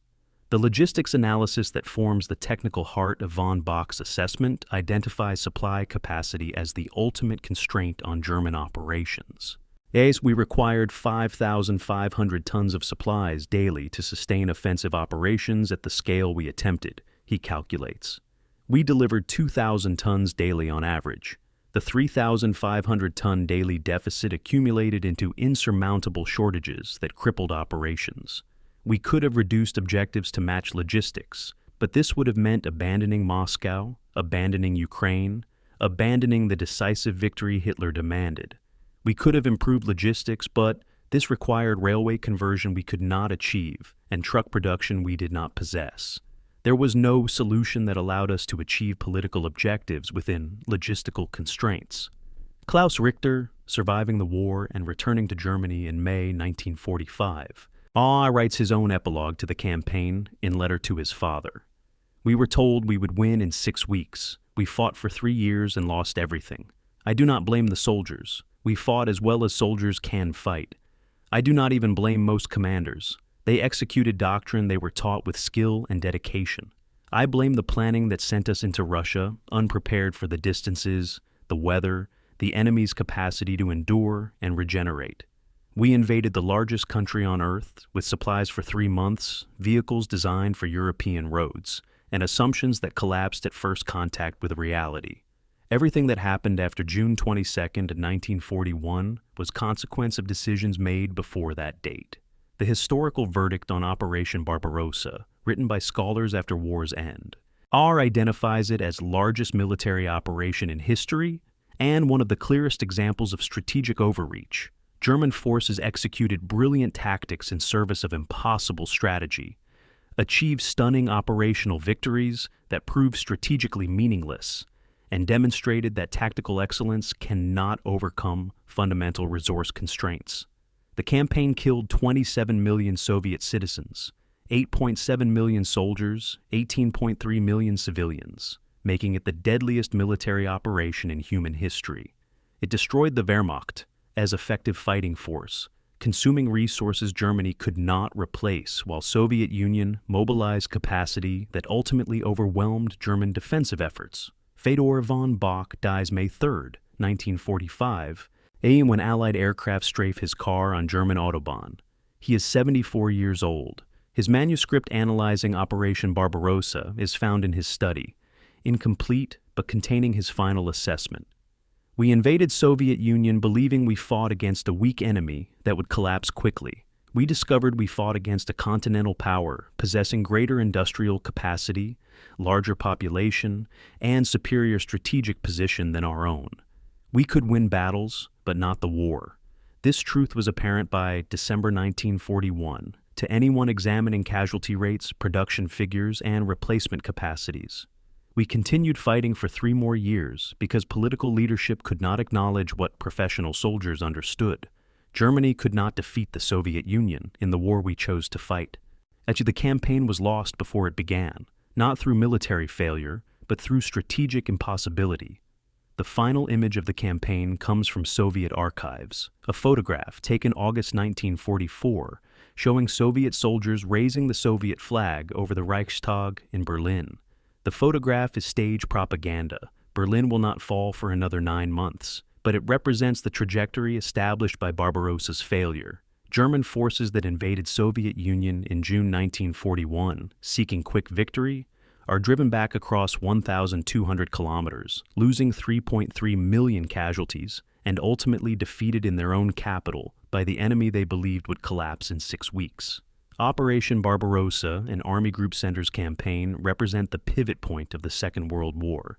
The moment when Nazi Germany's eastern expansion met forces it could not overcome, and began the long, terrible descent toward destruction. The campaign that promised victory delivered catastrophe, and the ruins of that catastrophe determined European history for the next half-century.